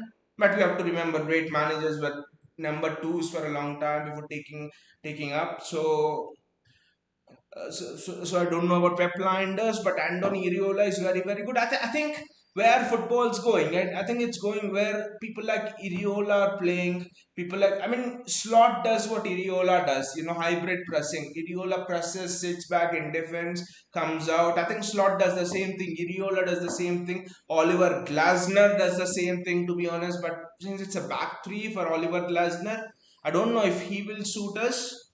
But again, if like Xabi Alonso, Oliver Glasner changes to a back four, like Alonso is playing 4-3-3 at Madrid or 4-1-4-1 at Madrid, I just think that Glasner could be a choice as well, because these three managers I mentioned, they're having similar sort of a system and a style that we're actually trying to build here.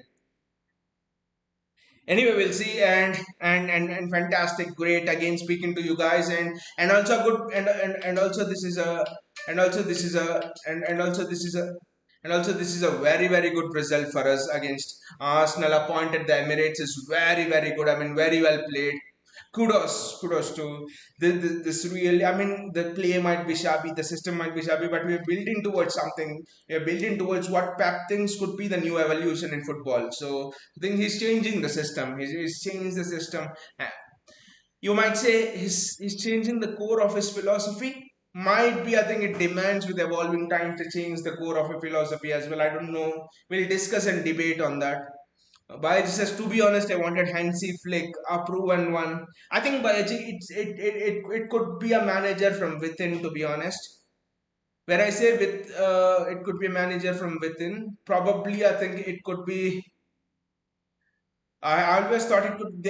I always thought they're grooming Michel of Girona for this exact job. They've been grooming him for the last 2, 3 years, 4 years. But now with Pep changing the system, I don't know who they would go for. It's very interesting. You know what the irony would be if City go on and hire Mikel Arteta after he's sacked with Arsenal, and Arteta goes on and wins the first title in his first season with City. That would be the irony.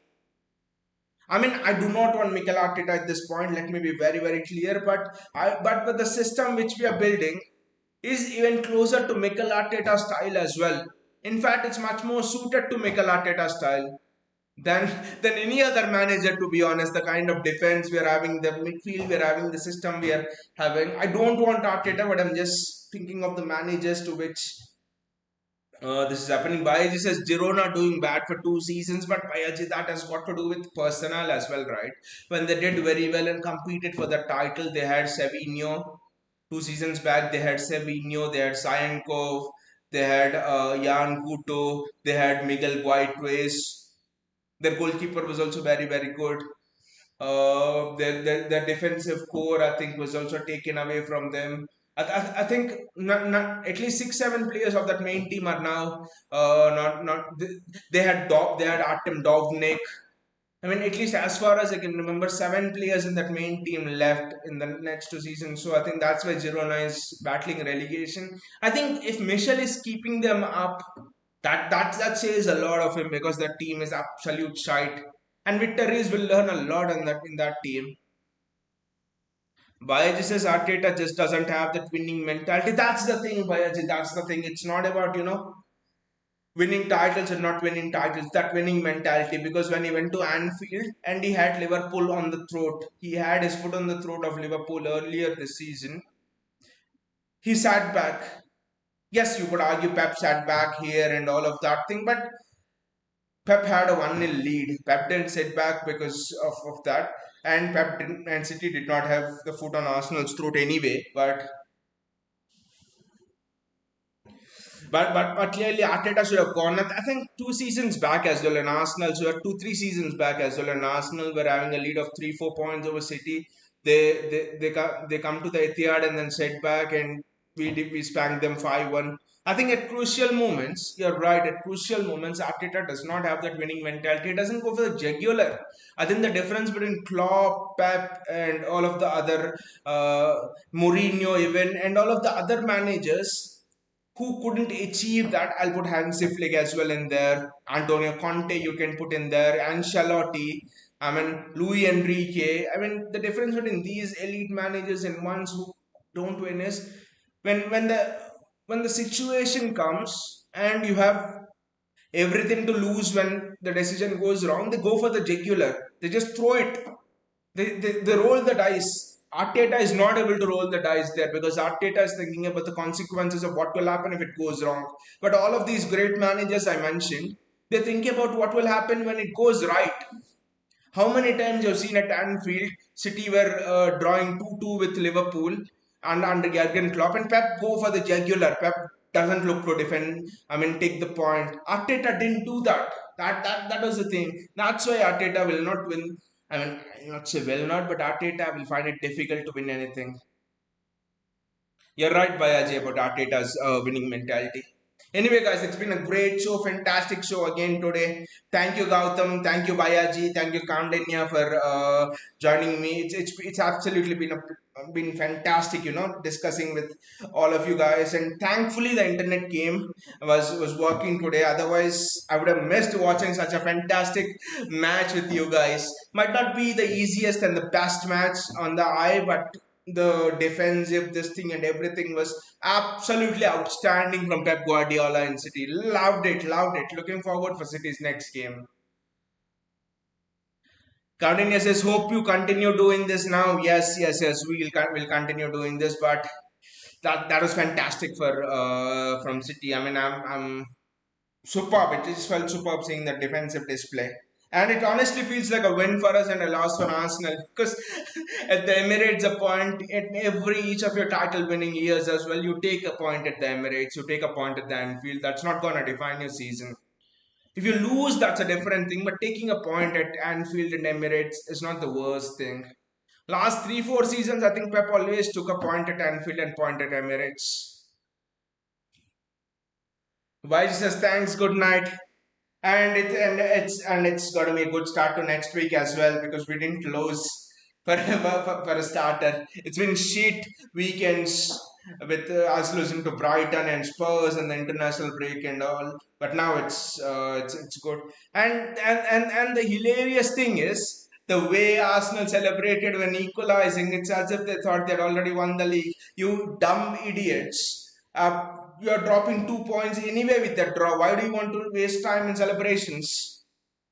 2 points dropped for them was worse than a draw today because I always think you lose one, win one is better than two draws.